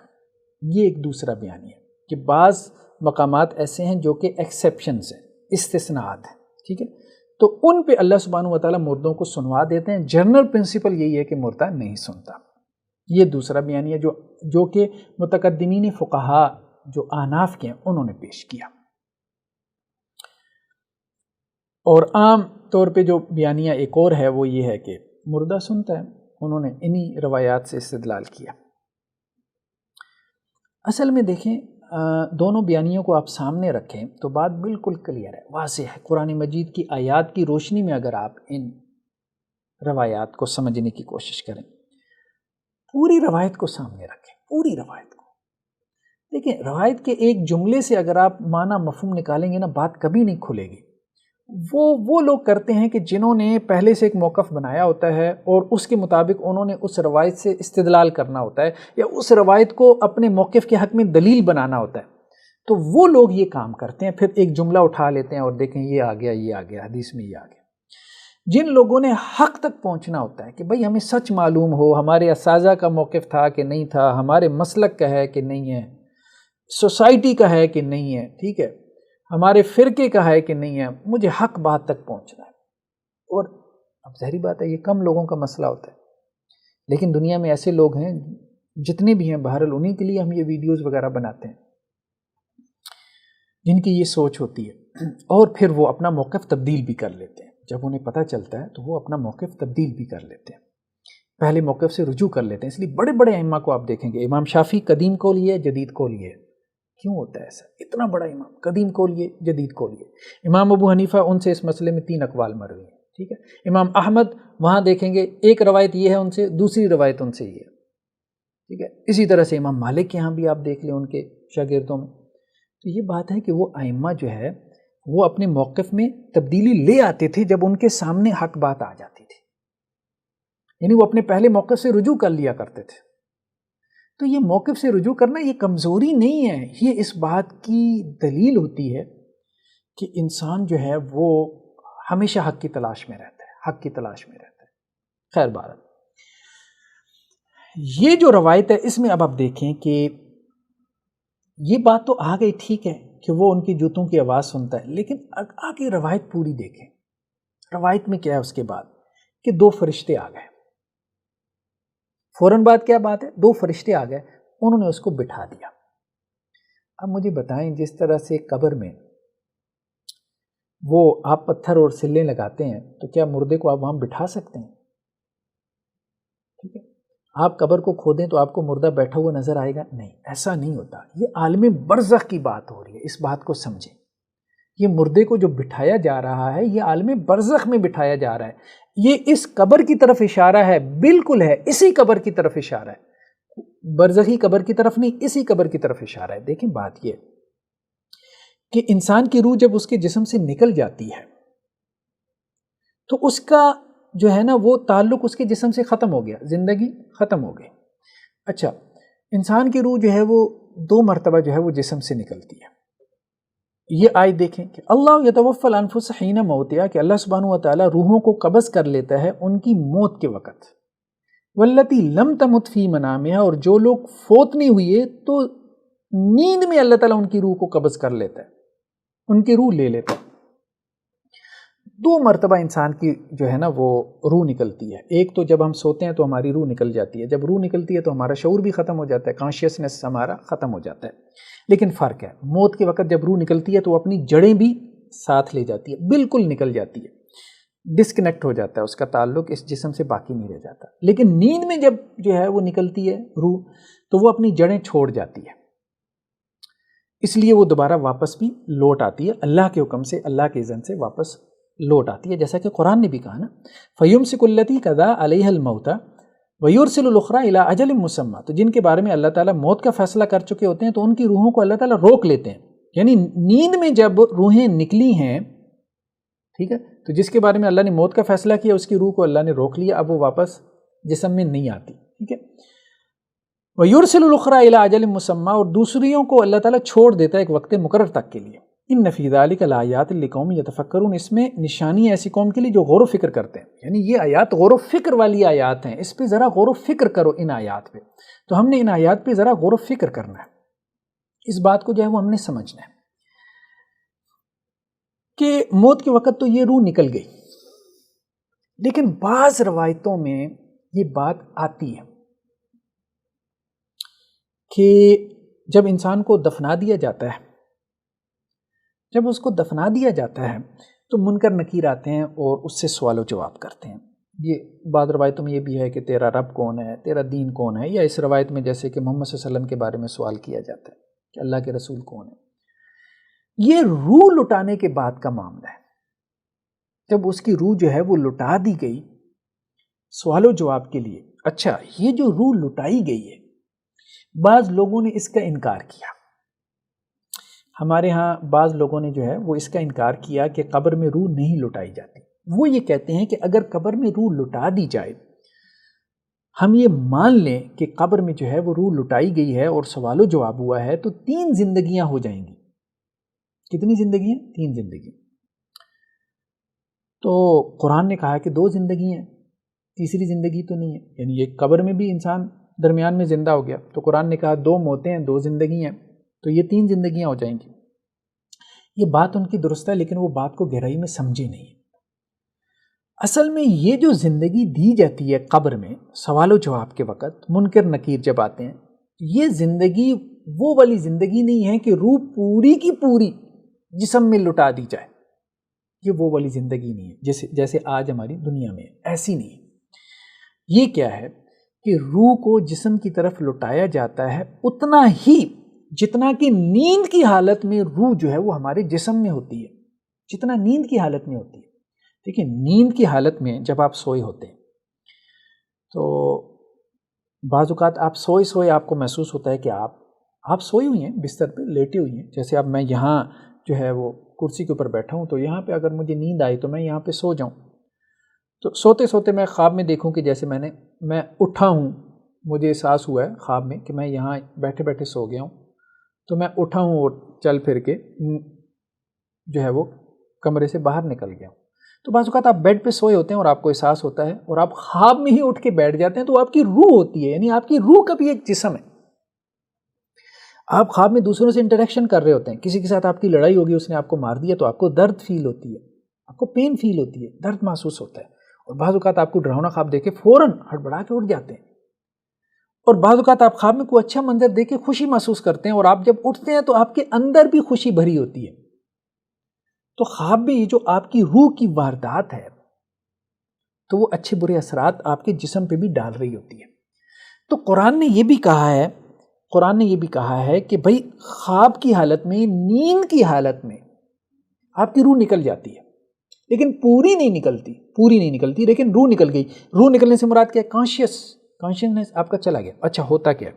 جیسے آپ سوئی ہوئی ہیں، بہت سے لوگوں نے یہ تجربہ کیا ہوگا، دیکھیں یہ پرسنل ایکسپیرینس ہے، ہر دوسرے بندے نے کیا ہوگا۔ آپ کی نیند اگر کچی ہو نا تو آپ کو آوازیں آ رہی ہوتی ہیں، گھر میں، کچن میں، بیڈ روم میں لوگ آ رہے ہیں جا رہے ہیں، آوازیں آ رہی ہیں، لیکن یہ ہے کہ ان آوازوں کا کوئی مفہوم آپ کو سمجھ نہیں آ رہا۔ آپ کیونکہ نیند کی حالت میں بیدار بھی نہیں ہو پا رہے، لیکن آوازیں آ رہی ہیں، وہ آوازیں مکس بھی ہو رہی ہوتی ہیں، جملہ کچھ ہوتا ہے، آپ کو کچھ سمجھ آ رہا ہوتا ہے، کیونکہ آپ نیند کی حالت میں۔ اب بات سمجھیں، تو قبر میں جو انسان کے اندر روح لٹائی جاتی ہے، وہ پوری روح نہیں لٹائی جاتی۔ ایسی زندگی نہیں اس کو قبر میں ملتی جو اس دنیا میں ہے، ایسی زندگی نہیں ملتی اس کو۔ قبر میں جو زندگی ملتی ہے وہ برزخی حیات ہے، اور برزخی حیات کیا ہے کہ اللہ تعالیٰ اس کے قبر میں جو جسم پڑا ہوا ہے اس میں اللہ تعالیٰ روح لٹاتے ہیں، لیکن اتنی ہی جتنی نیند کی حالت ٹھیک ہے۔ تو جیسے اللہ سبحانہ و تعالیٰ نے قرآن مجید کی اس آیت میں بھی کہا کہ بھائی اس میں نشانیاں ہیں ایسی قوم کے لیے جو کہ سوچتے سمجھتے ہیں، جن کے بارے میں ہم نے موت کا فیصلہ کر لیا، ان کی روحیں تو ہم نے روک لیں، ٹھیک ہے، وَيُرْسِلُ الْأُخْرَىٰ إِلَىٰ أَجَلٍ مُّسَمًّى، اور دوسریوں کو ہم نے چھوڑ دیا ایک وقت مقرر تک کے لیے۔ یہ دنیا میں بھی چھوڑا، اور دنیا کے سے جانے کے بعد بھی قبر میں بھی اللہ نے وہ روح لٹائی ہے، پوری نہیں لٹائی۔ یہ اہم نقطہ ہے جس کو سمجھنے کی ضرورت ہے۔ وہ مثل نیند کی طرح اتنی روح جو ہے وہ اس کے اندر لوٹ آتی ہے، اور اب اس کے ساتھ جو معاملہ ہو رہا ہے، ٹھیک ہے، جیسے انسان سویا ہوتا ہے نا بیڈ پہ، تو اس کے اندر یہ شعور ہوتا ہے کہ میں بیڈ پہ ہوں، اپنے بیڈ روم میں ہوں، میں بیڈ میں ہوں، ٹھیک ہے۔ جب اس کی نیند جو ہے وہ ہلکی ہوتی ہے، جسے ہم اپنی زبان میں کچی نیند کہتے ہیں، اور اس کے جو ہے وہ شور شرابی کی آوازیں بھی آ رہی ہوتی ہیں، اس کے کانوں میں پڑی آواز بھی آ رہی ہوتی ہے، وہ سمجھ نہیں رہا ہوتا، اگرچہ اس کا شعور نہیں، کانشیسنس نہیں۔ ہاں خواب میں ہے، خواب میں پوری طرح سے وہ کام کر رہا ہے، خواب میں جس کے ساتھ اس کا انٹریکشن ہو رہا ہے وہ سب باتیں اس کے اوپر کلیئر ہو رہی ہیں۔ روح کی جو ہے ایکٹیویٹی وہ پوری طرح سے کلیئر ہے، واضح۔ تو اب ہوا کیا ہے کہ جب اس کو قبر میں انہوں نے دفن کیا ہے مردے کو، تو اس کی روح اس کی طرف لٹائی گئی ہے، اور روح کتنی لٹائی گئی؟ اتنی جتنی نیند کی حالت میں لوٹتی ہے، ٹھیک ہے۔ اب فوراً ہی فرشتے آ گئے سوال و جواب کے لیے، اور انہوں نے سوال و جواب شروع کر دیا کہ محمد صلی اللہ علیہ وسلم کے بارے میں بتاؤ بھائی کون ہے۔ انہوں نے اس کو بٹھا دیا، وہ قبر میں فزیکلی تو نہیں نہ بٹھایا، اس کی روح کو بٹھایا، جیسے خواب میں ہم دیکھتے ہیں، ہم اٹھتے ہیں، بیٹھتے ہیں، کھاتے پیتے چلتے پھرتے ہیں، ٹھیک ہے، کوئی ہمیں مارتا ہے تو ہمیں تکلیف بھی ہوتی ہے، اذیت بھی ہوتی ہے، ہم جو چیخ مار کے اٹھ کھڑے ہوتے ہیں، ٹھیک ہے، لیکن اب چونکہ وہ پوری روح جو ہے وہ اس کے اندر اب واپس نہیں آ سکتی، تو اس لیے وہ اٹھ کے کھڑا نہیں ہو سکتا۔ ایسے ہی جیسے بہت دفعہ ہم خواب میں اٹھنے کی کوشش کرتے ہیں لیکن ہم نہیں اٹھ پاتے، جب اللہ تعالیٰ روح کو واپس نہیں کریں گے تو ہم اٹھنے کی کوشش کے باوجود نہیں اٹھ پائیں گے نا، اپنی نیند سے بھی نہیں اٹھ پائیں گے، تو وہ تو موت ہے پھر۔ تو اب اس روایت کو دیکھیں کہ وہ دونوں فرشتے جب آتے ہیں اس کے پاس تو وہ اس کو بٹھاتے ہیں، اس وقت اس کے پاس دو فرشتے آئے اور اسے بٹھا کر پوچھتے ہیں تو اس شخص محمد صلی اللہ علیہ وسلم کے متعلق کیا اعتقاد رکھتا تھا، ٹھیک ہے۔ تو اب اس کے بعد آگے کیا ہے کہ یہ تو مومن نے جواب دیا نا کہ وہ اللہ کے رسول ہے، ٹھیک ہے، تو پھر اس کے بعد جو کافر اور منافق کا جواب کیا ہوتا ہے، وہ کہتا ہے میں کچھ نہیں جانتا، جو دوسرے لوگ کہتے تھے وہی میں کہہ دیتا تھا۔ پھر اس سے کہا جاتا ہے تو نے عقل سے کام نہ لیا، نہ انبیاء کی پیروی کی۔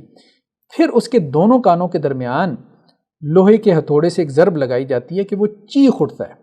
اب دیکھیں نا یہ جو ضرب لگائی گئی ہے، ٹھیک ہے، ثم یضرب بمطرقۃ من حدید ضربہ بین اذنیہ، اس کے دونوں کانوں کے درمیان۔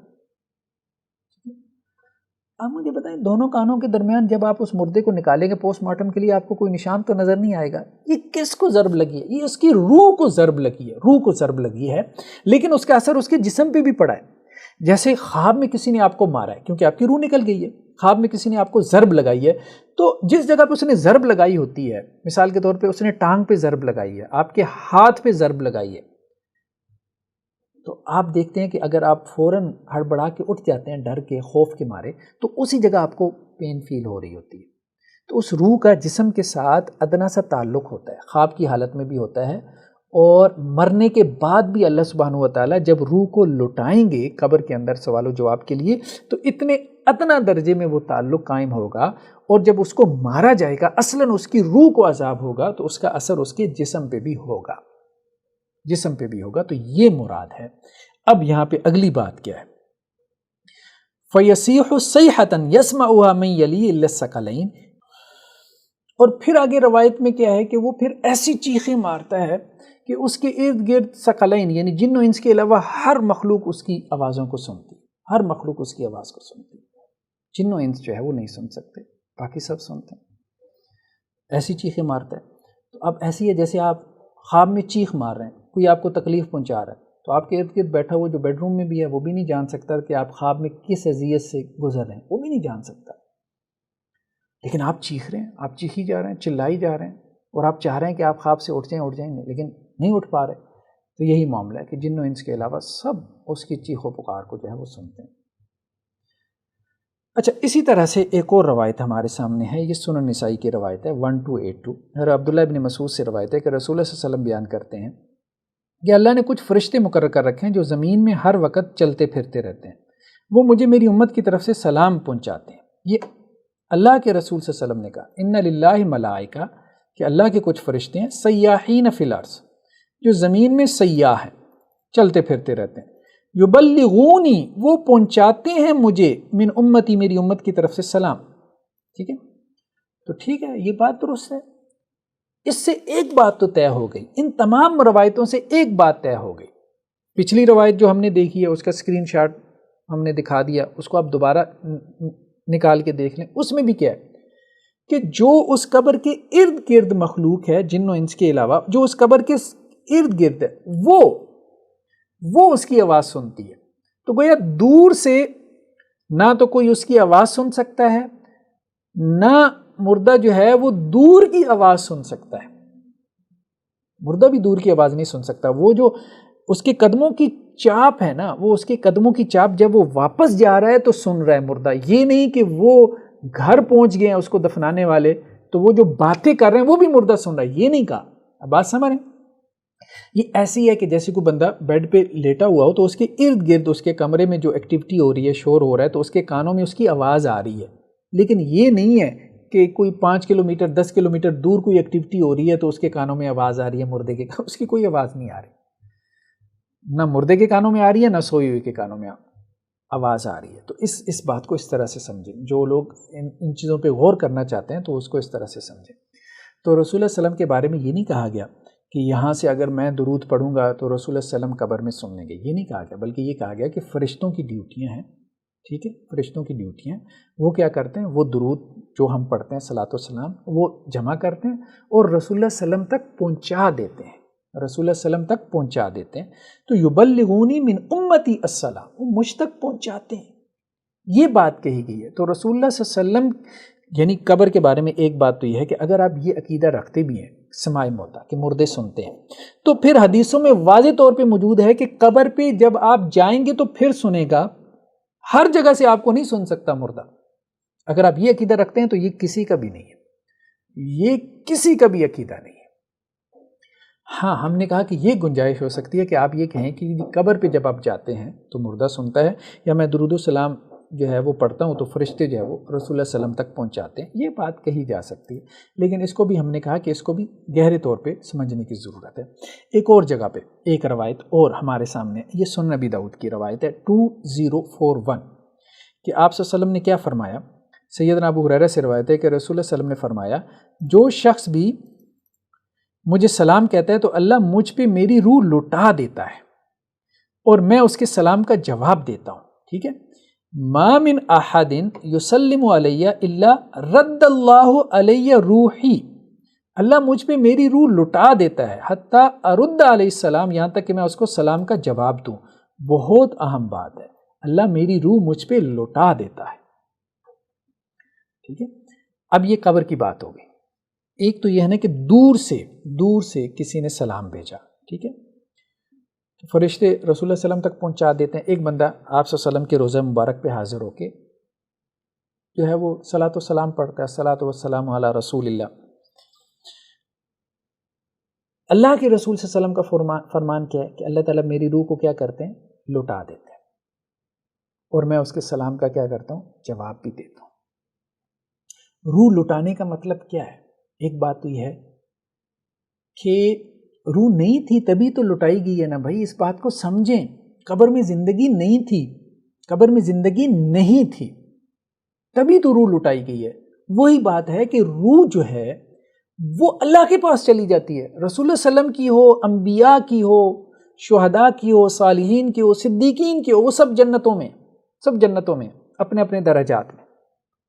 ٹھیک ہے. آپ صلی اللہ علیہ وسلم نے معراج کی رات بھی انبیاء سے ملاقات کی تو کہاں کی ہے؟ کسی سے پہلے آسمان پہ، کسی سے دوسرے، کسی سے تیسرے، چوتھے، پانچویں، چھٹے، ساتویں آسمانوں پہ آپ صلی اللہ علیہ وسلم نے جو ہے وہ انبیاء سے ملاقاتیں کی ہیں. سب اللہ کے پاس ہیں، وہاں پر ہے. ہاں، جو قبر پہ آ کے اگر کوئی سلام کہتا ہے تو وہ روح لٹا دی جاتی. اب لٹانے کا مطلب کیا ہے؟ یہی بات ہم نے سمجھ لی اب تک. لٹانے کا مطلب یہ نہیں ہے کہ ویسی لٹائی جاتی ہے جیسے دنیا میں روح جو ہے وہ ہمارے جسم میں، ایسے نہیں لٹائی جاتی. پھر تو یہ 3 زندگیاں ہو جائیں گی. کیسے لٹائی جاتی ہے؟ ایسی لٹائی جاتی ہے کہ جیسے نیند کی حالت میں ہوتی ہے. جیسا ہم نے جو ہے وہ پیچھے دیکھا ہے کہ عذاب قبر کی روایتیں ہم نے دیکھی ہیں کہ عذاب قبر ہوتے وقت جب روح لٹایا جاتا ہے، یا سوال و جواب کے وقت جب روح لٹایا جاتا ہے، تو وہ روح کس طرح سے لٹایا جاتا ہے؟ وہ اس طرح کا دنیا کی طرح کا نہیں لٹایا جاتا کہ انسان بالکل زندہ ہو جائے. نہیں، ایسا نہیں ہے. وہ نیند کی طرح یا نیند سے بھی کم درجے میں ہوتا ہے کہ جس میں اس جسم کے ساتھ اس کا ایک ہلکا سا مائنر سا اس کا تعلق بن جائے. اور وہ جو قبر ہے، یہ دنیا کی قبر، یہ ایک علامت ہے. یہ ایک علامت ہے. اس علامت کو جو ہے وہ زندہ رکھا گیا. اس قبر کے حوالے سے جتنی باتیں بیان کی گئی ہیں وہ یہ ہے کہ اس روح کا اس قبر کے ساتھ تعلق ہے، کیونکہ اس قبر سے ہی تو قیامت والے دن آپ نے کھڑا ہونا ہے. اسی قبر سے کھڑا ہونا ہے. اب لوگ کہتے ہیں کہ جی کسی کی قبر جو ہے وہ مچھلی کا پیٹ بن گیا، کسی کی قبر جو ہے وہ دھماکہ ہوا، اس کے چیتڑے اڑ گیا. بھائی ٹھیک ہے، بات ہے، اڑ گیا، وہ تو جو قبر میں پڑا ہوا ہے وہ بھی ہڈیاں ہو جائے گا نا، لیکن اٹھے گا وہاں سے، اٹھے گا وہاں سے. اس کے یہ ذرات وہاں سے جمع کیے جائیں گے. آگے حدیثیں آ رہی ہیں، تفصیل سے ہم گفتگو کریں گے. تو یہ جو ہے وہ روح لٹایا جاتا ہے، اور پھر آپ صلی اللہ علیہ وسلم اس کا جو ہے وہ جواب دیتے ہیں. لیکن وہ اس کے باوجود وہ دنیا والی زندگی نہیں ہوتی. دنیا والی زندگی ایسی ہوتا ہے کہ جیسے خواب کی حالت میں جو ہے وہ انسان کے جسم کا اور روح کا تعلق ہوتا ہے، اور اس میں جو ہے وہ انسان کو بتایا جائے کہ کوئی اس کو سلام کر رہا ہے تو وہ خواب میں اس کے سلام کا جو ہے وہ جواب دے دے. تو وہ اصل میں روح ہی ہے جو جواب دے رہی ہے. اچھا، اس کے علاوہ ایک اور روایت ہے ہمارے سامنے، یہ سنن ابن ماجہ کی روایت ہے 1637، ٹھیک ہے، حضرت ابو دردہ سے. اگرچہ اس روایت کو علامہ البانی نے ضعیف کہا ہے، لیکن بہرحال بعض اہل علم نے اس کو صحیح بھی کہا ہے، تو اس لیے ہم نے کہا کہ ہم اس کو دیکھ لیتے ہیں. کہ آپ صلی اللہ علیہ وسلم فرمایا، بھائی جمعے والے دن مجھ پہ زیادہ درود پڑھا کرو، اس میں فرشتے حاضر ہوتے ہیں، اور جو شخص بھی مجھ پہ درود پڑھے گا تو اس کے فارغ ہونے تک اس کا درود میرے سامنے پیش کیا جاتا رہے گا. وہی بات آ گئی. میں نے عرض کیا اور وفات کے بعد، تو آپ صلی اللہ علیہ وسلم فرمایا اور وفات کے بعد بھی اللہ نے زمین پر حرام کر دیا کہ وہ نبیوں کے جسموں کو کھائے، چنانچہ اللہ کا نبی زندہ ہوتا ہے، اسے رزق ملتا ہے. یہ جو بات آ گئی نا، فنبی اللہ حی یرزق، تو اب یہ تو شہداء کے بارے میں بھی آ گیا، عند ربہم یرزقون، انہیں رزق دیا جاتا ہے، احیاء، وہ زندہ ہیں. تو کیا زندگی ہے؟ حدیث نے واضح کر دی، حدیث نے واضح کر دی کہ شہداء کہاں زندہ ہے؟ اللہ کے پاس، اللہ کے پاس. حضرت عبداللہ بن مسعود رضی اللہ عنہ کی روایت ہم نے دیکھ لی صحیح بخاری سے، کہ انہوں نے رسول اللہ صلی اللہ علیہ وسلم سے سوال کیا تھا کہ اس آیت کا کیا معنی ہے. تو آپ صلی اللہ علیہ وسلم نے بتایا کہ اس سے مراد یہی ہے کہ اللہ سبحانہ و تعالیٰ جو ہے وہ شہداء کی ارواح کو صبر رنگ کے پرندوں کے پیٹوں میں ڈال دیتے ہیں، اور وہ دن جو ہے وہ جنت میں گزارتی ہیں، چرتی چکتی ہیں اور لٹکتی پھرتی ہیں جو ہے وہ جنت کے درختوں کے ساتھ، اور راتیں ان کی جو ہے وہ اللہ کے عرش کے نیچے قندیلوں میں گزرتی ہیں. تو یہ مراد ہے اس سے، ٹھیک ہے. تو نبی کی زندگی بھی وہی ہم نے کہا کہ وہی برزخی حیات ہے، اللہ کے پاس ہے. انبیاء جو ہے وہ معراج کی جو روایات ہیں واضح وہ آسمانوں پر ہیں. ایک اور روایت ہے جو صحیح ہے، یہ صحیح مسلم کی روایت ہے کہ اللہ کے رسول صلی اللہ علیہ وسلم جب معراج کی رات جو ہے وہ آسمانوں پہ تشریف لے کے جا رہے تھے، تو آپ صلی اللہ علیہ وسلم فرمایا کہ میں موسیٰ کے پاس سے گزرا اور وہ اپنی قبر میں نماز پڑھ رہے تھے. ٹھیک ہے، مررت علی موسیٰ وہو یصلی فی قبرہ، اور یہ مررت لیلۃ اسریہ بھی مطلب اسراء والی رات، یعنی یہ وہ رات ہے کہ جب معراج کا سفر کروایا گیا، اس رات کا واقعہ ہے کہ میں موسیٰ پر سے گزرا اور وہ اپنی قبر میں نماز پڑھ رہے تھے۔ اب یہاں قبر سے مراد کون سی قبر ہے؟ قبر سے مراد ظاہری بات ہے زمین کی قبر ہے، زمین کی قبر ہے، لیکن اسی میں یہ بات موجود ہے معراج کی روایات میں کہ رسول اللہ صلی اللہ علیہ وسلم کی جو ہے وہ ملاقات حضرت موسیٰ علیہ السلام سے آسمانوں پہ ہوئی، چھٹے آسمان پر ہوئی، اور اس میں ہی یہ واقعے میں موجود ہے کہ 50 نمازیں ملی تھیں۔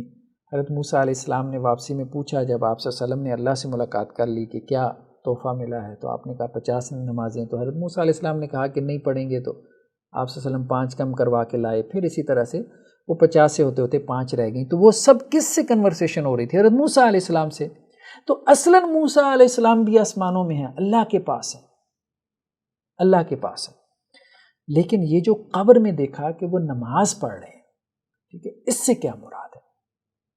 اس بات کو سمجھیں کہ ہم نے وہی بات آپ سے کہی ہے کہ یہ جو روح ہے یہ آسمانوں پہ چلی جاتی ہے، آسمانوں پہ جانے کے بعد اللہ سبحانہ و تعالیٰ اس کو کبھی کبھار، اس روح کو کبھی کبھار اس جسم میں لٹا دیتے ہیں، لیکن مکمل طور پہ نہیں لٹاتے، جیسا کہ سوال و جواب کے موقع پہ لٹاتے ہیں اللہ تعالیٰ، جب منکر نکیر آتے ہیں، ٹھیک ہے، تو اس وقت یہ روح جو ہے وہ لٹائی جاتی ہے۔ جیسے رسول اللہ صلی اللہ علیہ وسلم کے بارے میں آیا کہ مجھ پہ درود و سلام پڑھا جائے اگر قبر پہ آ کے، روزہ مبارک پہ آ کے، تو میری روح لٹا دی جاتی ہے۔ تو اسی طرح سے اللہ سبحانہ و تعالیٰ بعض مخصوص مقامات پہ، بعض مخصوص مواقع پہ یہ روح جو ہے وہ لٹا دیتے ہیں۔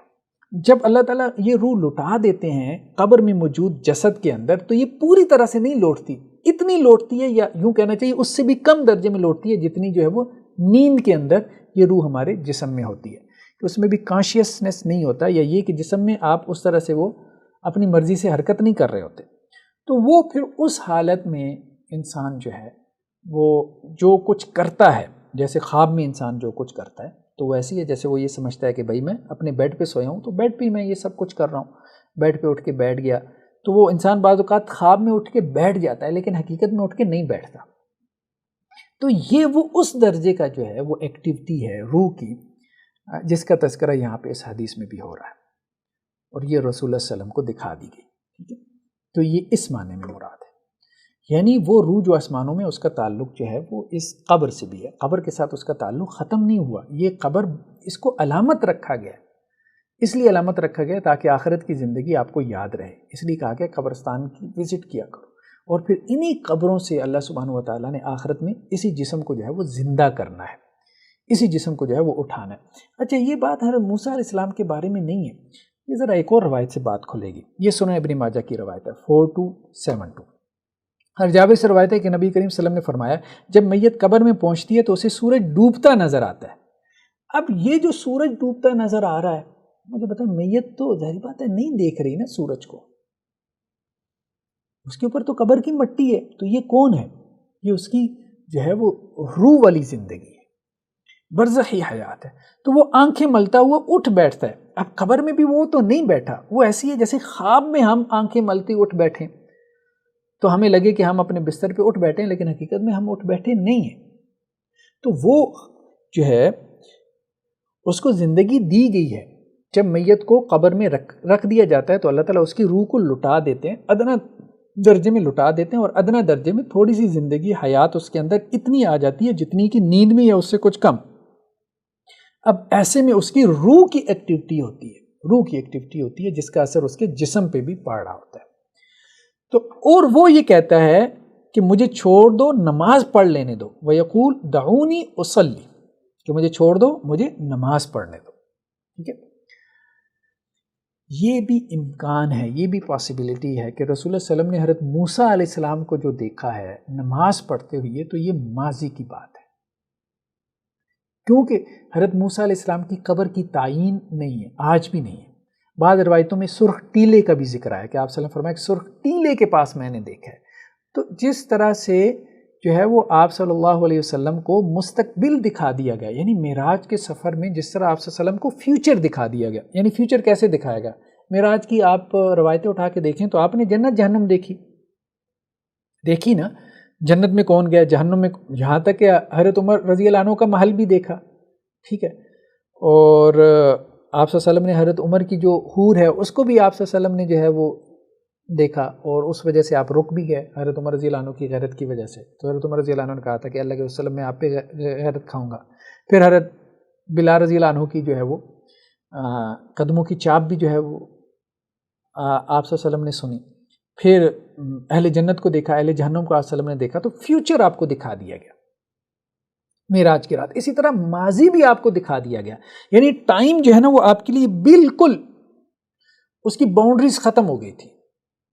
جو ماضی تھا، جو فیوچر تھا، جو پریزنٹ تھا، وہ سب ایک ہو گیا. اب اس کو سائنس کی زبان میں کیا کہیں گے وہ زیادہ بہتر جانتے ہیں، ٹھیک ہے. تو یہ کہ یہ ماضی ہے، یہ پریزنٹ ہے، یہ فیوچر ہے، یہ سب ختم ہو گیا، یہ سب ختم ہو گیا تھا آپ صلی اللہ علیہ وسلم کے لیے. تو وہ جو آپ نے دیکھا تھا حضرت موسیٰ علیہ السلام کو کہ وہ قبر میں نماز پڑھ رہے ہیں، وہ ماضی ہے، ہماری اس فزیکل ورلڈ کے اعتبار سے وہ پاس تھا. لیکن آپ صلی اللہ علیہ وسلم جب معراج کے لیے نکلے ہیں براق کے اوپر جبرائیل علیہ السلام کے ساتھ، تو وہ ٹائم اینڈ سپیس سے ماورا ہو گئے تھے، ٹائم اینڈ سپیس سے آپ نکل گئے تھے. تو اس لیے وہ سب آپ کو مطلب ایٹ اے ٹائم سب کچھ دکھائی دے رہا تھا. ماضی اور حال اور مستقبل، پاس، پریزنٹ اور فیوچر سب آپ کے سامنے تھا ایک ہی طرح سے. تو یہ اصل میں وہ مراد ہے. اگر آپ یہ گہرائی میں تھوڑا سا جا کے جو ہے وہ سمجھنے کی کوشش کریں. تو یہاں پہ جو اس روایت میں وہ یہ ہے کہ وہ جو عام مومن کی بات ہوتی ہے، وہ بھی جب اس کو قبر میں دفن کیا جاتا ہے تو وہ بھی یہ کہتا ہے کہ مجھے چھوڑو کہ میں نماز پڑھ لوں، ٹھیک ہے. تو اب ظاہری بات ہے قبر میں تو وہ نماز نہیں پڑھ سکتا نا اس جسم کے ساتھ، قبر میں تو جگہ ہی نہیں ہے، تو اس کی روح نماز پڑھے گی نا، لیکن اس روح کا اس جسد کے ساتھ ادنا سا تعلق ہے. ہم اصل میں یہ بات کہنا چاہ رہے ہیں. اسی بات کو دیکھیں کہ یہ قرآن مجید میں سورہ یاسین میں کیا کہا گیا کہ جب سور میں پھونکا جائے گا تو وہ لوگ قبروں سے نکل کھڑے ہوں گے. فَإِذَا مِنَ الْأَجْدَاثِ، یہ اجداث کا لفظ ہے، ٹھیک ہے. قبروں سے وہ تیزی سے جو ہے وہ نکل پڑیں گے. دیکھیں اجداث جدس کی جمع ہے، ویسے قرآن نے قبر کا لفظ بھی استعمال کیا، قبور کا لفظ، قبر کی جمع قبور ہے اور جدس کی جمع اجداث ہے. جدس جو ہے وہ اس قبر کو کہتے ہیں کہ جو پرانی ہو چکی ہو، جس میں مردہ جو ہے وہ آپ کے اہل مٹی میں مل کے مٹی ہو چکا ہو. تو قیامت والے دن تو اجداث سے اٹھایا جائے گا نا. ویسے قبروں کا لفظ بھی استعمال کیا گیا ہے، اس کی وجہ یہ بھی ہے کہ بعض مردے جو ہیں وہ ان کے جسموں کو مٹی نہیں کھاتی، جو اللہ کے انبیاء ہیں یا اسی طرح سے نیک لوگ ہیں ان کے جسم کو مٹی نہیں کھاتی، یہ بات درست ہے. لیکن اکثریت یا میجورٹی ان کا جسم جو ہے وہ مٹی کھا جاتی ہے. تو وہ جدس کیا مطلب اس کا نشان بھی مٹ جاتا ہے جو قبر کا نشان ہوتا ہے، پھر اس کو اجداث کیسے. تو ان اجداث سے جو ہے وہ مردوں کو اٹھایا جائے گا. اب اس میں ان لوگوں کا بھی جواب ہے جو یہ کہتے ہیں کہ جی مچھلی کے پیٹ میں تو قبر نہیں بنتی. بھائی اجداث کا لفظ ہے، اجداث کا لفظ ہے، ٹھیک ہے.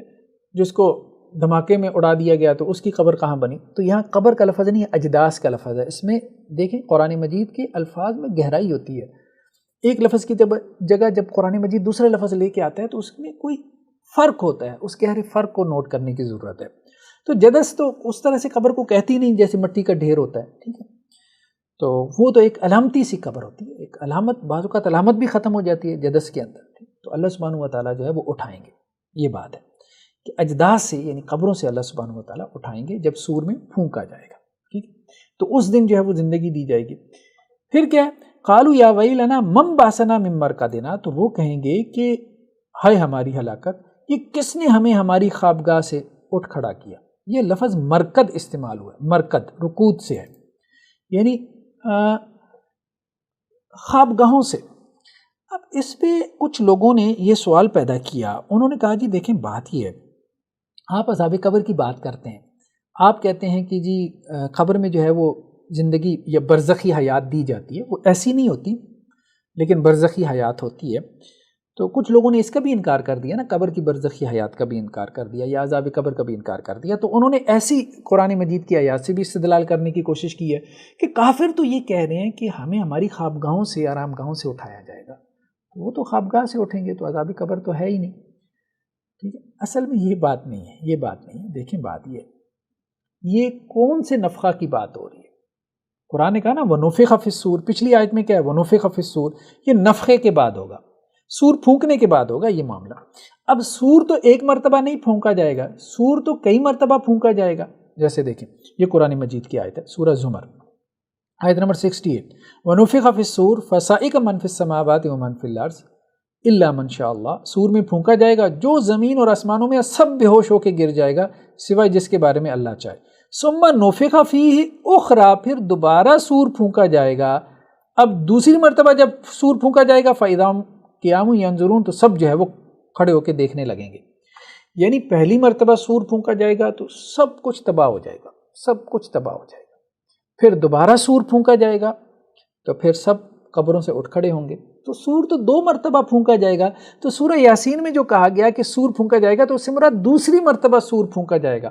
تو پہلی مرتبہ سور پھونکنا اور پھر دوسری مرتبہ سور پھونکنا، تو ان دونوں کے درمیان جو وقفہ ہے اس میں عذاب نہیں، اس میں عذاب قبر نہیں ہے۔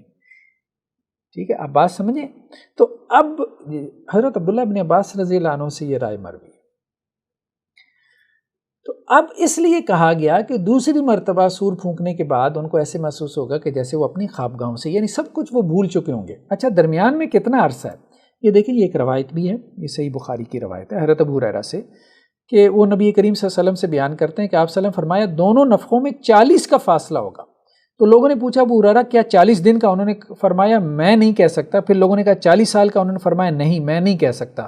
لوگوں نے کہا کہ 40 ماہ کا؟ فرمایا میں بھی یہ بھی نہیں کہہ سکتا، البتہ اتنا کہوں گا کہ انسان کی ہر چیز بوسیدہ ہو جائے گی سوائے ریڑھ کی ہڈی کے سرے کے، اسی سے ترکیب خلق ہوگی۔ یعنی حضرت ابو ہریرہ سے پوچھا گیا کہ 40 سے کیا مراد ہے؟ 40 دن، 40 ماہ، 40 سال؟ انہوں نے کہا نہیں مجھے یاد نہیں ہے کہ 40 دن، 40 ماہ یا 40 سال مراد ہیں، لیکن یہ ہے کہ دونوں نفخوں کے درمیان کچھ وقفہ ہے، وہ 40 کا ہے، 40 دن، 40 سال، 40 ماہ کا ہے۔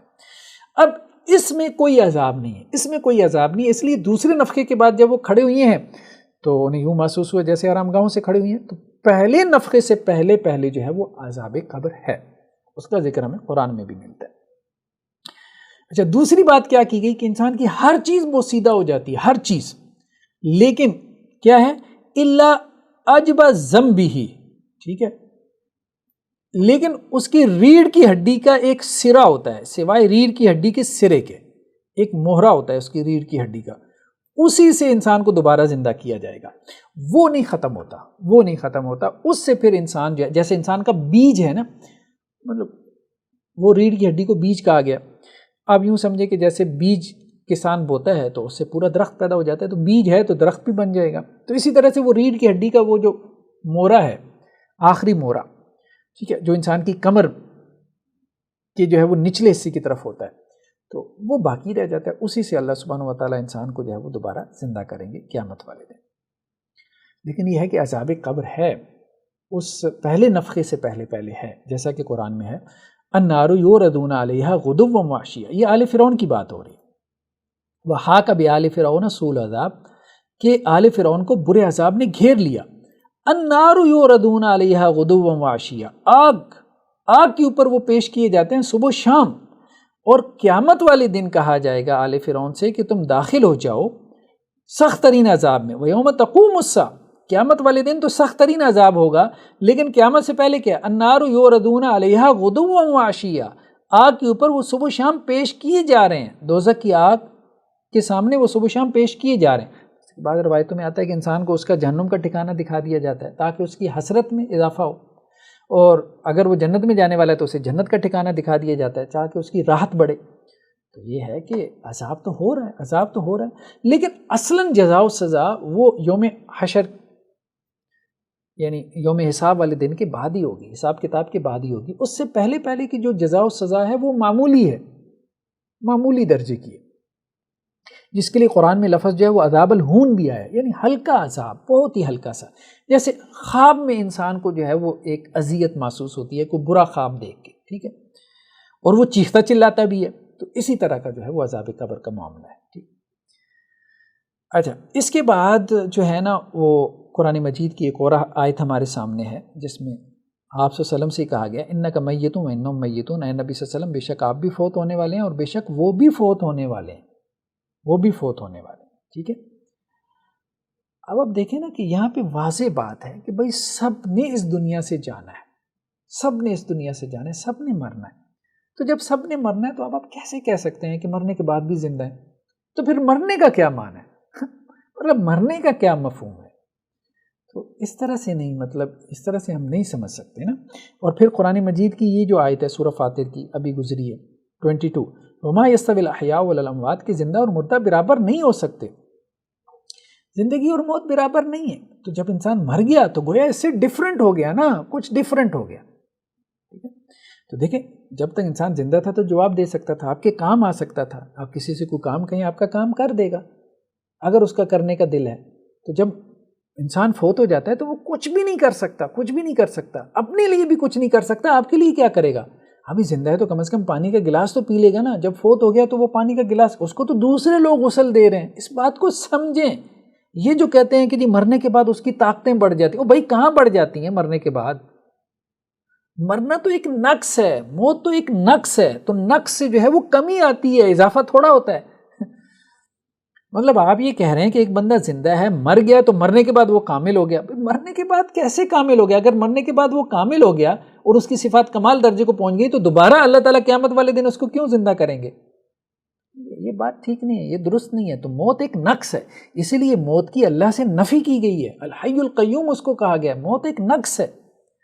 تو موت کے بعد جو صفات زندگی کی حالت میں آپ کی ہیں کہ آپ سن سکتے ہیں، آپ لوگوں کو ہیلپ کر سکتے ہیں، آپ لوگوں کے لیے دعا کر سکتے ہیں، آپ اپنے کام کر سکتے ہیں، آپ دوسروں کے کام آ سکتے ہیں، مرنے کے بعد آپ یہ سب نہیں کر سکتے. ٹھیک ہے، تو موت نے آپ کے اندر سے وہ صفات بھی نکال دی ہیں جو زندگی میں آپ کو حاصل تھی، تو آپ ایک ناقص درجے میں چلے گئے. تو اس لیے قرآن نے کہا کہ مردہ اور زندہ برابر نہیں ہے، یعنی مردہ ناقص ہے، وہ زندہ کے برابر کیسے ہو سکتا ہے؟ اور اللہ تعالیٰ جس کو چاہتے ہیں سنواتے ہیں اور آپ اس کو نہیں سنوا سکتے جو قبروں میں ہے. تو گویا یہاں پہ بھی وہی بات ہو رہی ہے، جو مردہ ہے اس کو آپ سنوا نہیں سکتے، تو اس لیے وہ زندہ کے برابر نہیں ہو سکتا. تو زندہ جو ہے وہ کیا ہے؟ وہ اعلیٰ درجے میں، اعلیٰ درجے میں. تو یہ بات درست نہیں ہے، یہ بات درست نہیں ہے کہ مرنے کے بعد جو ہے وہ انسان کی صفات کمال درجے کی ہو جاتی ہیں. نہیں، ایسی بات نہیں. ہاں، مرنے کے بعد آپ یوں کہہ سکتے ہیں کہ انسان کے درجات جو ہے وہ بڑھ سکتے ہیں، وہ بڑھ جاتے ہیں. اگر وہ اللہ کا نبی ہے، اللہ کا ولی ہے تو وہ تو یقیناً بڑھ جاتے ہیں، یا ایک عام آدمی کے بارے میں آپ کہہ سکتے ہیں کہ بڑھ جاتے ہیں. تو وہ بات ٹھیک ہے، درجات بڑھ جاتے ہیں. اب یہ جو ایک اعتراض ہمارے یہاں بعض لوگوں نے کہا، انہوں نے کہا کہ جی نہیں، قبر کی زندگی کوئی زندگی ہے ہی نہیں، بس یہاں پہ کوئی زندگی نہیں ہے. یعنی وہ ادنا درجے کا جو تعلق ہے روح کا جسم کے ساتھ قبر میں، وہ بھی ماننے سے انکاری ہیں. یعنی جو نیند کے مشابہ ہو اس کو بھی ماننے سے انکاری ہیں. اور ظاہری بات ہے نیند میں جو روح کا جسم سے تعلق ہوتا ہے وہ ظاہری بات ہے وہ ناقص تعلق ہوتا ہے، اس میں انسان کسی کو جواب نہیں دے سکتا، کسی کی بات پوری طرح سے سمجھ نہیں سکتا، بس کوئی آواز اس کے قریب اگر ہے تو وہ اس کو آ رہی ہے، یہ بات ہوتی ہے. بعض اوقات اس کو وہ بات جو ہے وہ سمجھ آ بھی جاتی ہے. لیکن بات یہ ہے کہ بعض مقامات پہ اللہ سبحانہ و تعالیٰ جو ہے وہ انسان کو کچھ عارضی زندگی عطا کر دیتے ہیں. بعض مقامات پہ جنرل پرنسپل تو یہی ہے کہ 2 موتیں اور 2 حیاتیں، لیکن بعض مقامات پہ اللہ سبحانہ و تعالیٰ نے انسان کو عارضی حیات دے دی، عارضی حیات، لیکن اس سے وہ پرنسپل نہیں ٹوٹا. تو اسی طرح سے قبر میں بھی اگر عارضی حیات یا ادنا درجے کی حیات یا ناقص حیات یا مثل نیند کی طرح کی کوئی زندگی آپ کو دے دی گئی تاکہ منکر نکیر سوال کر سکے، یا آپ کا اس قبر کے ساتھ کوئی علامتی تعلق قائم ہو جائے. دیکھیں وہ قبر میں وہ عام جو مردہ ہے، ظاہری بات ہے وہ تو 2-4 ماہ کے بعد گل سڑ جائے گا نا، ٹھیک ہے، وہ تو ہڈیاں ہو جائے گا نا، پھر تو وہ والی بات بھی نہیں رہ جائے گی، وہ ادنا درجے کا تعلق بھی اس طرح سے اس باڈی کے ساتھ نہیں رہ جائے گا، لیکن اس روح کا پھر اس قبر یعنی مٹی کے ڈھیر کے ساتھ ایک تعلق ہے. اس بات کو سمجھیں، اس بات کو سمجھیں. تو اس لیے جب آپ وہاں اس قبر کے اوپر پہنچتے ہیں اور جو ہے وہ سلام کرتے ہیں تو اللہ سبحانہ و تعالیٰ جو ہے وہ اہل قبور کو مطلع کر دیتے ہیں کہ بھائی کوئی آیا ہے، جب اللہ چاہتے ہیں، جب اللہ چاہتے ہیں، جب چاہتے ہیں، ہر وقت میں جب چاہتے ہیں اللہ تعالیٰ مطلع کر دیتے ہیں اور کہ بھائی کوئی فلاں آیا ہے. اور جیسے اب دیکھیں خواب میں بھی اللہ سبحانہ و تعالیٰ جب چاہتے ہیں ہمیں مردوں کے حالات پہ مطلع کر دیتے ہیں. آپ میں سے کتنے لوگ ہیں کہ جب کوئی فوت ہو جاتا ہے تو ان کے خواب میں آتے ہیں؟ لیکن میرے چاہنے سے وہ نہیں آتے میرے خواب میں، وہ اللہ تعالیٰ مجھے جو ہے، میں اللہ سے دعا کرتا ہوں، یا پھر یہ ہے کہ اللہ سبحانہ و تعالیٰ میری دعا کے بغیر ہی میرے تعلق کی وجہ سے میرے خواب میں لے آتے ہیں اور وہ ہمیں بتا دیتے ہیں کہ جی ہم اچھے حال میں ہیں، جس سے ہمیں خوشی ہو جاتی ہے، اطمینان ہو جاتا ہے۔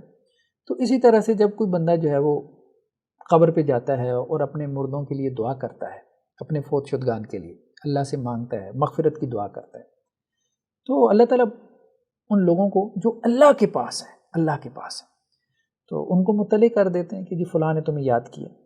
اس میں کوئی حرج والی بات نہیں۔ تو اس سے جو ہے نا وہ یہ نہیں سمجھنا چاہیے کہ درمیان میں جو منکر نکیر کی وجہ سے عارضی سی زندگی دی گئی ہے، سوال و جواب ہوا ہے اور مردے نے وہ قدموں کی چاپ سنی ہے، تو اس سے کوئی تیسری زندگی مل گئی۔ یہ دیکھیں جیسے حضرت عیسیٰ علیہ السلام، ان کا معجزہ آتا ہے قرآن میں کہ وہ قبروں سے کھڑا کر دیتے تھے مردوں کو، تو اب آپ اس کا کیا جواب دیں گے؟ وہ بھی تو تیسری زندگی ہے، لیکن وہ عارضی طور پہ کھڑا کرتے تھے نا، معجزے کے طور پہ، تاکہ لوگوں کا جو ہے وہ حیات بعد الممات، لائف آفٹر ڈیتھ کے اوپر یقین ہو۔ تو اسی طرح سے اللہ سبحانہ و تعالیٰ جو ہے وہ انسان کو قبر کے اندر ادنا سی درجے کی زندگی دیتے ہیں اور منکر نکیر سوال کرتے ہیں اس سے، اور اس کو جنت کا ٹھکانہ، جہنم کا ٹھکانہ دکھایا جاتا ہے تاکہ اس کو یقین ہو کہ بھائی آخرت کا دن ہے جس دن تمہیں اٹھ کے جو ہے یہ سب کچھ ملنا ہے اور یہ تمہارا ٹھکانہ بننا ہے۔ یہ دیکھیں یہ جو قرآن مجید میں آیت ہے 49 سورہ آل عمران کی، کہ حضرت عیسیٰ علیہ السلام کیا کہہ رہے ہیں؟ وَأُبْرِئُ الْأَكْمَحَ وَالْأَبْرَصَ وَأُحْيِي الْمَوْتَىٰ بِإِذْنِ اللَّهِ، اور میں مردوں کو زندہ کرتا ہوں اللہ کے حکم سے، مردوں کو زندہ کرتا ہوں۔ اب یہ تیسری زندگی تو نہیں ہے، عارضی زندگی حضرت عیسیٰ علیہ السلام نے زندہ کیا ہے، ٹھیک ہے، ایک معجزے کے طور پہ۔ تو اب یہ کچھ باتیں ایسی ہیں کہ جو شاید سمجھ میں نہ آئیں، ٹھیک ہے، تو بہت سی باتیں ہمیں سمجھ میں نہیں آتی، لیکن یہ ہے کہ ہمیں ان کے اوپر جو ہے وہ ایمان لانا ہے۔ اب عذاب قبر کی بہت سی باتیں ہمیں سمجھ میں نہیں آ رہی کہ کس طرح سے جو ہے وہ اگر مچھلی کے پیٹ میں جو ہے وہ اس کی لاش ہے تو وہ تو اس مچھلی کا جزو بدن بن گئی نا، یا بم دھماکے سے اس کا جسم جو ہے وہ ریزہ ریزہ ہو گیا، یا پھر قبر کے اندر بھی آپ نے اس کو دفنا دیا تو وہ اس کا جسم جو ہے وہ مٹی میں مل کے مٹی ہو جاتا ہے، ٹھیک ہے، ہو جاتا ہے، کوئی ایشو نہیں۔ تو جس کا جسم ہے تو اس کے جسم کے اوپر اس کے اثرات ہیں، جس کا جسم نہیں ہے تو پھر اس کی روح کے ساتھ معاملہ ہو رہا ہے، اور اس کا جسم کہیں نہ کہیں کسی نہ کسی صورت میں کسی نہ کسی فارم میں موجود تو ہے نا۔ مطلب جو میٹر ہے، میٹر جو ہے آپ اس کو اس کی فارم بدل جاتی ہے نا، میٹر کی فارم بدل جاتی ہے، ٹھیک ہے۔ آپ یہ تو نہیں کہہ سکتے کہ وہ میٹر جو ہے وہ ختم ہو گیا، ایسا تو نہیں ہوتا۔ تو بہت سی باتیں ابھی ہماری سمجھ سے بالاتر ہیں، جیسے اللہ سبحانہ و تعالیٰ نے قرآن میں کہا تسبح له السماوات السبع والارض ومن فیہن، کہ ساتوں آسمان اور زمین میں جو کچھ ہے سب اللہ کی تسبیح بیان کر رہے ہیں۔ وَإِن مِّن شَيْءٍ إِلَّا يُسَبِّحُ بِحَمْدِهِ، ہر ایک چیز اللہ کی حمد کے ساتھ اس کی تسبیح بیان کر رہی ہے، وَلَٰكِن لَا تَفْقَهُونَ تَسْبِيحَهُمْ، لیکن تم ان کی تسبیح سمجھ نہیں سکتے، ٹھیک ہے۔ زمین و آسمان سب اللہ کی تسبیح میں لگے ہیں، لیکن تمہیں ان کی تسبیح سمجھ نہیں آ سکتی، ٹھیک ہے۔ اسی طرح ایک اور معجزہ ہمیں نظر آتا ہے، فَقُلْنَا اضْرِبُوهُ بِبَعْضِهَا، یہ بنی اسرائیل میں واقعہ ہوا تھا کہ ایک بندہ جو ہے وہ بھتیجے نے اپنے چچا کو قتل کر دیا تھا، اب قاتل معلوم نہیں ہو رہا تھا، اللہ نے کہا کہ گائے ذبح کرو اور گائے کا ٹکڑا جو ہے مقتول کو لگاؤ تو مقتول زندہ ہو جائے گا۔ تو فَقُلْنَا اضْرِبُوهُ بِبَعْضِهَا كَذَٰلِكَ يُحْيِي اللَّهُ الْمَوْتَىٰ، تو ہم نے کہا کہ اس گائے کا بعض حصہ اس مقتول کو مارو، اسی طرح اللہ تعالیٰ مردوں کو زندہ کرتا ہے اور تمہیں اپنی نشانیاں دکھاتا ہے تاکہ تم سمجھو۔ تو وہ بھی جو ہے وہ مردہ زندہ ہو گیا تھا، اب اس کو 3 زندگیاں ملی۔ ایکسیپشنل کیسز ہیں، ایکسیپشنل کیسز کی وجہ سے جو ہے وہ جنرل پرنسپل نہیں ٹوٹتا، تو وہ 2 زندگیاں تو باقی ہیں، 2 زندگیوں سے مراد وہ 2 بھرپور زندگیاں وہ وہی ہیں، باقی عارضی ادنا درجے کی مثل نیند اس قسم کی جو زندگی ہے یا بطور معجزہ جو ہے وہ کسی کو اللہ نے زندہ کرتی ہے تو اس سے وہ جنرل پرنسپل نہیں ٹوٹتا۔ اسی طرح سے ہم قرآن مجید میں ایک اور جگہ پہ دیکھتے ہیں، بنی اسرائیل ان کے اوپر بھی جو ہے وہ اللہ کی طرف سے ایک مرتبہ پکڑ آئی تھی اور وہ بے ہوش ہو کے گر گیا اور مر گیا، تو اللہ نے انہیں دوبارہ زندہ کیا۔ یہ سورہ بقرہ کی آیت ہے، آیت نمبر جو ہے وہ 56، ثم بعثناکم من بعد موتکم، پھر ہم نے تمہیں تمہاری موت کے بعد اٹھایا تاکہ تم شکر کرو، یہ بھی بنی اسرائیل میں معجزہ ہو چکا ہے، ٹھیک ہے۔ اسی طرح سے ایک اور جگہ پہ اس کا بیان ہے سورہ بقرہ میں ہی 243 میں، کہ کیا تم نے ان لوگوں کی طرف نہیں دیکھا کہ جو اپنے گھروں سے نکلے اور وہ ہزاروں کی تعداد میں تھے موت کے ڈر سے، فقال لهم اللہ موتوا، اللہ نے انہیں کہا کہ مر جاؤ، ثم احیاهم، پھر اللہ نے انہیں زندہ کیا۔ یہ بھی بطور معجزہ ہوا ہے۔ اب ان کی بھی 3 زندگیاں یا تو 3 موتیں نہیں ہوئی، ٹھیک ہے، تو بطور معجزہ جو درمیان میں آ رہا ہے یہ عارضی طور پہ، جیسے اسی طرح سے اب آپ دیکھیں کہ حضرت عزیر علیہ السلام کا واقعہ یہ بھی جو ہے وہ آپ کو مل جاتا ہے سورہ بقرہ کے اندر 259، ٹھیک ہے۔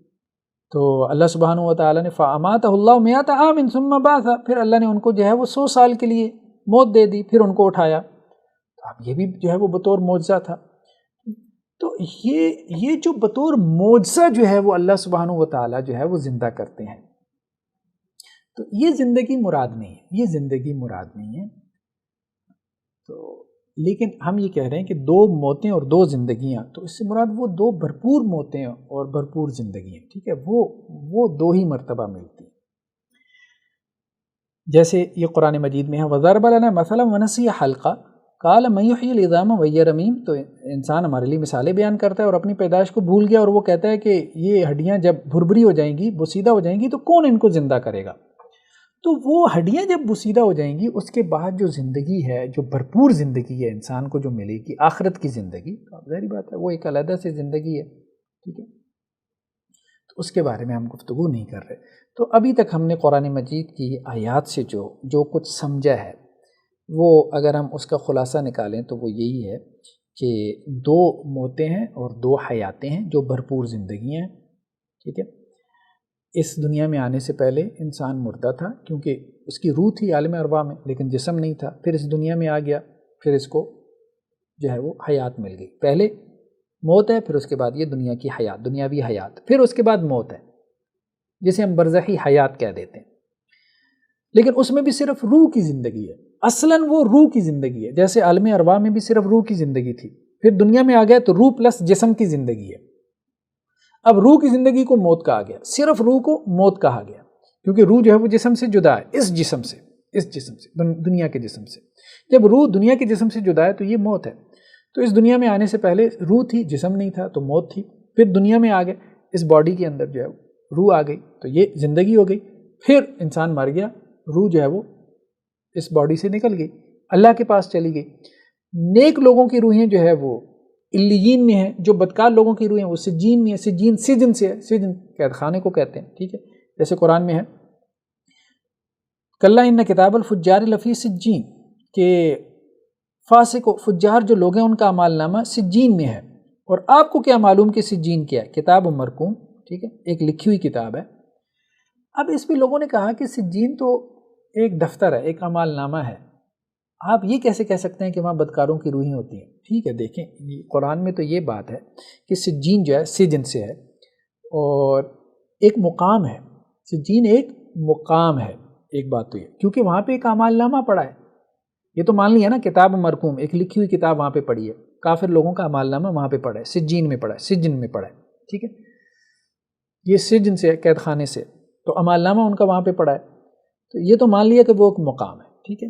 اب وہاں کافر ہیں کہ نہیں ہیں، وہاں اعمال نامے کے علاوہ کافر بھی ہیں کہ نہیں ہیں، تو وہ اگلی آیت سے واضح ہو رہا ہے، ویل یومئذ للمکذبین، بربادی ہے اس دن جھٹلانے والوں کے لیے، ٹھیک ہے۔ تو یہ جو کہا گیا نا ویل، کس دن کی بات ہو رہی ہے، ٹھیک ہے، تو اسی دن کی بات ہو رہی ہے نا کہ جس دن ان کا وہ جو اعمال نامہ ہے وہ وہاں پہ جو ہے وہ ان کے سامنے پیش کیا جائے گا کہ بھائی یہ دیکھ لو، یہ تمہارا اعمال نامہ ہے۔ اس دن جو ہے وہ جھٹلانے والوں کے لیے بربادی ہے۔ اس کے بعد آگے کیا ہے کہ وما ادراک ما علیون، آپ کو کیا معلوم کہ علیون کیا ہے؟ کتاب مرقوم، وہ بھی ایک لکھی ہوئی کتاب ہے، یشہد المقربون، اس کے قریب حاضر ہوتے ہیں اس اعمال نامے کے قریب مقرب فرشتے، اور مقرب لوگ بھی مراد ہو سکتے ہیں، مقربین، یہ بھی ترجمہ بالکل درست ہے۔ قرآن نے کہا کہ مقرب فرشتے بھی ہو سکتے ہیں اور مقربین بھی، تو مقربین وہاں پہ علیین میں، علیین الف سے اعلیٰ جنتوں کے اندر، وہاں ان کے اعمال نامے بھی ہیں، اور وہاں پہ یشہد المقربون، مقربین بھی وہاں پہ حاضر ہیں، موجود ہیں اپنے اعمال ناموں کے پاس، مقرب فرشتے بھی وہاں پہ موجود ہیں اور مقرب لوگ بھی کہ جن کے وہ اعمال نامے ہیں۔ اللہ کے قریبی لوگ، خاص لوگ. تو مقربین جو ہے وہ علیین میں ہیں، اور جو مکذبین ہیں، جھٹلانے والے ہیں اللہ کے دین کو، اللہ کی آیات کو، قرآن کو، نبیوں کو، رسولوں کو، آخرت کو، جنت جہنم کو، تقدیر کو، تو وہ کہاں ہوں گے؟ ظاہری بات ہے کہ وہ سجین میں ہوں گے. تو یہ بات ہو رہی ہے. یہ نقطہ ابھی تک ہم نے سمجھا ہے کہ یہاں دنیا سے جب چلے گئے، فوت ہو گئے، تو روحیں جو ہے وہ علیین میں چلی گئیں یا سجین میں چلی گئیں. لیکن اس روح کا جو ہے وہ عارضی طور پہ تعلق، عارضی کا لفظ ذہن میں رکھیں، وقتی طور پہ تعلق جو ہے وہ جسم کے ساتھ قائم کیا جاتا ہے، ادنا درجے کا تعلق. ایک تو جب منکر نکیر جو ہے وہ آتے ہیں سوال و جواب کے لیے، اس وقت قائم کیا جاتا ہے. اور دوسرا جیسے نبیوں کا معاملہ ہے، رسولوں کا معاملہ ہے کہ رسول اللہ علیہ وسلم کے اوپر جب درود و سلام پیش کیا جاتا ہے تو آپ وسلم کی روح جو ہے وہ لٹائی جاتی ہے. لیکن وہ بھی دنیاوی زندگی نہیں ہوتی، وہ بھی برزخی زندگی اسی طرح کی جیسے ہم نے کہا کہ مثل نیند ہی ہوتی ہے. اور اس کے بعد جو ہم نے بات کی ہے کہ اس میں کچھ استثناءات ہیں. جس طرح سے یہ ایک استثناء ہے، اسی طرح سے ہمیں اور بھی استثناءات مل جاتے ہیں کہ جیسے حضرت عزیر علیہ السلام کا معجزہ ہے کہ اللہ نے 100 سال کے بعد ان کو زندہ کیا، اور حضرت عیسیٰ علیہ السلام کا معجزہ ہے کہ وہ قبروں سے زندہ کر دیتے تھے، یا بنی اسرائیل کا معجزہ ہے کہ ان کے اوپر جو ہے وہ ہزاروں کی تعداد میں تھے، موت طاری ہو گئی، موت سے بھاگ رہے تھے تو اللہ نے ان کو دوبارہ زندہ کر دیا. تو یہ اللہ نے کیا، اس سے یہ عارضی طور پہ تھا اور بطور معجزہ تھا. تو گویا کہ مرنے کے بعد جو ہے جو زندگی ہے اس دنیا سے جانے کے بعد، اس کو وَمِن وَرَائِهِمْ بَرْزَخٌ إِلَىٰ يَوْمِ يُبْعَثُونَ، اس کو قرآن برزخ کہا ہے. وہ برزخی حیات ہے، وہ دنیا کی زندگی نہیں ہے. تو اس میں مبالغہ کرنا کہ وہ دنیا کی طرح کی زندگی، ایسی زندگی نہیں ہے. وہ صرف روح کی زندگی ہے، روح کی زندگی، اور بہت اچھی زندگی ہے. نیک لوگ ہیں تو بہت اچھی زندگی ہے، اور وہ اللہ کے پاس ہے، اور وہ اہل جنت جنت میں ہیں، یا آسمانوں کے اوپر ہیں، انبیاء ہیں، اللہ کے پاس ہیں. اور ان کا جو ہے وہ اس دنیا کی قبر سے تعلق جو ہے وہ کیا ہے، وہ اس روح کا جو ہے وہ اللہ تعالیٰ جب چاہتے ہیں قائم کرتے ہیں، جب چاہتے ہیں اللہ تعالیٰ اس کا تعلق قائم کرتے ہیں. اور وہ روح جو ہے وہ اس جسم میں پوری طرح سے کب لٹائی جائے گی؟ قیامت والے دن. یہ بات ہم نے حدیثوں سے دیکھ لی ہے، سری حدیثوں سے، ان کے اسکرین شاٹ ہم نے لگا دیے. قیامت والے دن وہ روح جو ہے وہ جسم میں لٹائی جائے گی. جیسے اس روایت میں بھی ہے کہ شہداء سے اللہ تعالیٰ پوچھیں گے کسی خواہش کا اظہار کریں تو وہ کہیں گے اللہ یہ روح جو ہے وہ جسم میں لٹا دے تاکہ ہم دوبارہ آپ کے راستے میں قتال کریں. اللہ تعالیٰ کہیں گے کہ نہیں، یہ نہیں ہوگا، باقی کوئی اور خواہش کر لو. تو یہ ابھی تک ہم نے سمجھا ہے. اب مزید ہم آگے جو ہے وہ گفتگو کرتے ہیں اس حوالے سے کہ احادیث میں اس حوالے سے ہمیں کیا رہنمائی ملتی ہے.